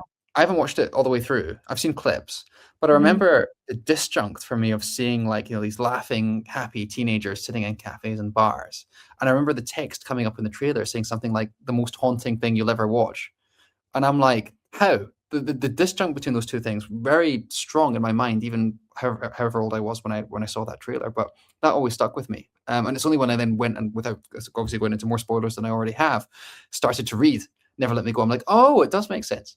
Um, Mm. so it's interesting. I totally accord with you about what you were saying about the prose and the intentionality, and your husband saying the same thing. So much with so little. Meanwhile, on this video, we're 2 hours and 6 minutes into the recording, and I've made maybe two salient points. But thank you for staying with me on the 5 books, and before we get into the big summation, they really were all worthwhile reads. To the extent that I've already given away my copy of I Who Have Never Known Men, and I can't find my copy of Clara and the Sun, so I think I gave that to someone as well and haven't remembered. Hopefully, So it it's been wasn't a the really good person who's time. hating it. Maybe he was so angry, he's raging. But I I bought him hate Dungeon that Crawler Carl. He's going to be complaint when fine it now. comes to Ishiguro. I mean, I personally like genre like books that defy the edges of boundaries when it comes to genre personally. I mean, I think it's so well done. Um, But did you wanna give me an analysis of my taste? I'd be curious. What do you think do you of know? Joanna Reed's taste? first of all? I think we've kind of hit on a lot of the beats kind of organically as we were talking. Um, I did find a few through lines which we've brought up. I think the main one I noticed was so many of the protagonists of these novels, again, maybe Fever Dream being the outlier here, just considering the amount of control and agency they have in the worlds they're in, and kind of coming to terms with the fact that they don't have any agency. I think that applies to all four texts, Mm. aside from Fever Dream, that they all grapple with younger people. I'm just looking down the list now to make sure that I'm not putting my foot in it, but generally younger people, generally outliers, getting some taste of moving up or some taste of freedom, and then Hmm. that's slowly getting dismantled and deconstructed. And they all land in very different places, but that was a through line that I was considering. Would that be Um, true for the Bluest Eye, though? that was also the one that I'm looking at right now, maybe going that doesn't quite cohere because she is just dismantled all the way down. Yeah, I think a lot of them I hit organically. I am curious about this rating though, because I have no idea how to rate these because of the conversation we've already had, which is enjoyability versus impression versus sticking buying another book and sticking with the author. So I don't quite know how you want to split that difference. I don't rate books anyway. I meant True. ranking. Yeah. Right. General Ranking is gut hard, feeling though. is what we're going Yeah. to do. General Mhm. gut feeling, and I want to reiterate that all five of these were fully worthwhile. So even number five, this is such a preamble to say at the start of any ranking, isn't it? All of these have merit. Please don't get upset. I have to say all the spiel before I say my ranking. Let me know in the comments if you disagree. Right, here's my five. Okay, fifth place. Klara and the Sun, I think. And I want to reiterate again. No, I won't. I'll just put it as Klara and the Sun. But that's not a negative. It's still very positive. Mhm. But I think for me, the two other books that I've read by Ishiguro, Remains of the Day and Never Let Me Go, do squeak it out. Hmm. So that's number five. Number four, it breaks my heart to put Fever Dream in number four because that was my favorite holiday read. But I think that's number four, and I think it's because it's no, it's number four. I'm going to stop justifying myself. Number four, number three, Electric Forest. Number two, Bluest Eye. Number one, I Who Have Never Known Men. Final answer.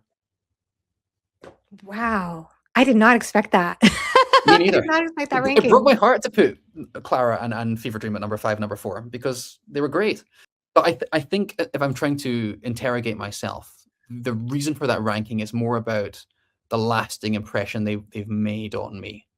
And I think maybe with Klara and the Sun, the reason I put it so low was because I already had that impression made on me by previous Ishiguro, and Fever Dream, although as you say swashbuckling and does what it's setting out to do immensely, it is ultimately for me entertainment. Would that be fair? Whereas Hmm. three, two, and one, I think are attempting to climb a little higher. Oh, for sure. Yeah. Yeah. So that's probably where I'd land. I agree with you. Yeah. It would be so hard for me to rank these. It would be like I feel like I would have a different ranking when in terms of impact versus entertainment Yeah. versus emotions. Like I don't this is why I don't rate things, by the way, because it's just all over the place. But yeah, I love that. I'm so glad. Um, I'm so glad. Yeah. Yeah, this was such a meaningful book to me. I I feel like it's also one that a lot of people don't care for. But for me, it's something I still think about, and gosh, I'll never forget the way this book made me feel. Mhm. I'll never forget it. But Are you going to watch the movie? oh, I don't know. At first I was like dead set on I'm going to watch the movie. And now that I've gotten further away from the book, I'm not sure. And part of the issue I have with adaptations, I probably will. I probably Mhm. will. The challenge I have with that adaptations is that usually they obscure, my memories of the books so that Yes, exactly. I Yeah. end up remembering the movie more than the book if I watch it after. So, if I do, then I'll probably have to reread the book after that, if that makes sense. But Yeah. I do think I Who Have Never Known Men would make a great, maybe an A24 movie, but still a really great movie. I wouldn't be surprised if it happens at some point. Yeah. Yeah. And Fever Dream is an obvious, what it will be made in the next 10 years. You think so? Oh, I think so. Ah. Yeah, it was funny, while we were reading the book, I know Alan kept on sending I think what you were saying about the vampire trope thing, he kept on sending, this GIF of the Twilight vampires from the Twilight movies Yeah. that it was so funny, just to make fun of Julian every time he saw Julian in his head. just like the snobby, foppish vampires thing going on. But yeah, it's yeah, that's gosh, it's so hard for me to rank them. I'm trying to think if I could even rank these books, and I don't think I can. Could you do a number 2 and a number 1, so you don't have to kill any of your darlings? You know, that's really hard. I don't know. I don't Could know. you do number 1? I don't think I could. Like, this is so hard. I think I would have to, I would have to put, I can say for sure that I would have to put I Who Have Never Known Men above Fever Dream for sure. Mm. And if you watch my top 10, they were quite a distance apart on the top 10. Even though, honestly, I just recommend this one so widely. I actually recommend both of these very widely. Electric Forest, I did not rank super high on my top 10 the year I read it, but it was my introduction to Tanith, and it's like stayed in my heart for so long that it might be. And then with this, I don't know. I'm not totally sure I'm set on this. It Do you know might what? be. Fever Dream, I reckon you could buy for anyone and guarantee they'll probably have a good time with it. Yeah. I'm torn between whether I put I Who Have Never Known Men or Klara in the Sun at the top, but I think I would then put Tanith, George R. R. Martin, and The Bluest Eye, I think. Oh, so you did it almost. Almost. Yeah. I might change my mind tomorrow. You can solidify and then comment down below. And with The Bluest Eye, like I said, it's one of the hardest things because it's like one of the most impactful books I've ever read. It's the weakest book I've ever read. It's an important read. It's just so perfectly well written, in my opinion. I just think her writing is outstanding. Even if she has her own critiques about it. But at the same time, it's that fact that I never wanted to pick it up that makes me so conflicted. Do you know, I don't want to just reduce the book to its morals and its messaging, because that would be doing any book an injustice. But it does make me think of a conversation you and I have had. We can keep this in or not, about other kinds of books that are just maybe more just kind of adventure-y or sci-fi fantasy. And I don't want to pick any targets, but maybe whatever generic fantasy book X, and I'll read it and I'll really enjoy it, and it will take a friend to me to say, but didn't you notice that the LGBT representation was pretty dire, or the representation of women, or the representation of people with various disabilities, and it's not something that I will clock onto until a friend has said it to me. So there's also something to be said for a book like The Bluest Eye that is in some ways quite stark and apparent and kind of holds your face to the issue in a way that does not allow you to look away, in a way that maybe a book that's treating things more subtly or not more mishandling them would let you look away. A book like The Bluest Eye doesn't let you look away, and I think that is important to have as well. That is so well said, David. I think that's perfectly said, especially because I think I said this in my written review, but I never felt like she was telling you what to think or giving you a strong message in the book. Like, the message is shown to you, but it's never told to you. And I think that made it more effective, personally. And that's why it's number. What did I put? Number 2? Did we both put it at number 2? No, I can't remember. I put No, it because you had Klara and I Have Never Known Men at 1 and 2. It's hard, isn't it? I'm struggling, and that's why I wanted to add it, because like I said, it's a book that I didn't put it in my top 10 the year I read it, and I feel conflicted about that because I do think it's one of the most impactful books I've ever read, and I don't know how to reconcile that. It's just a book that I never wanted to pick up because that's where I'm struggling. But it is a book that I probably will pick up at some point again, and probably will get even more out of on a second read. Yeah, I definitely would have put I Who Have Never Known Men in my top 10 from last year.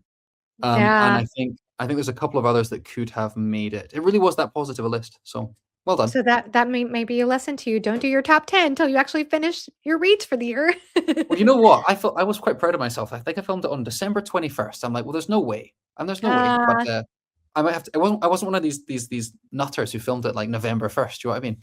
But regardless, something squeaked through at the end. Yeah. Yeah.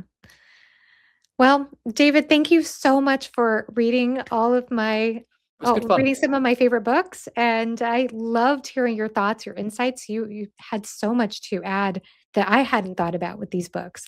So I'm so grateful, and that was very courageous of you. But thank you so much. Maybe you'll let me do it again someday. it was highly enjoyable, and it was worth staying up till almost 2 a.m. for. So Yikes. Yeah. okay, my pupils will suffer, no one else. Thank you so much for coming on, and it really was a delight to have you on, and it was nice just to chat for a bit as well. So yeah, thank you for watching. We were going to have some kind of nice background, and I've just realized we never did that. But I mean, the black void is quite appropriate given the tenor and the mood of some of these books. So enjoyable. Right. All the best. Thank you very much, and I'll see you guys later. Goodbye. Bye.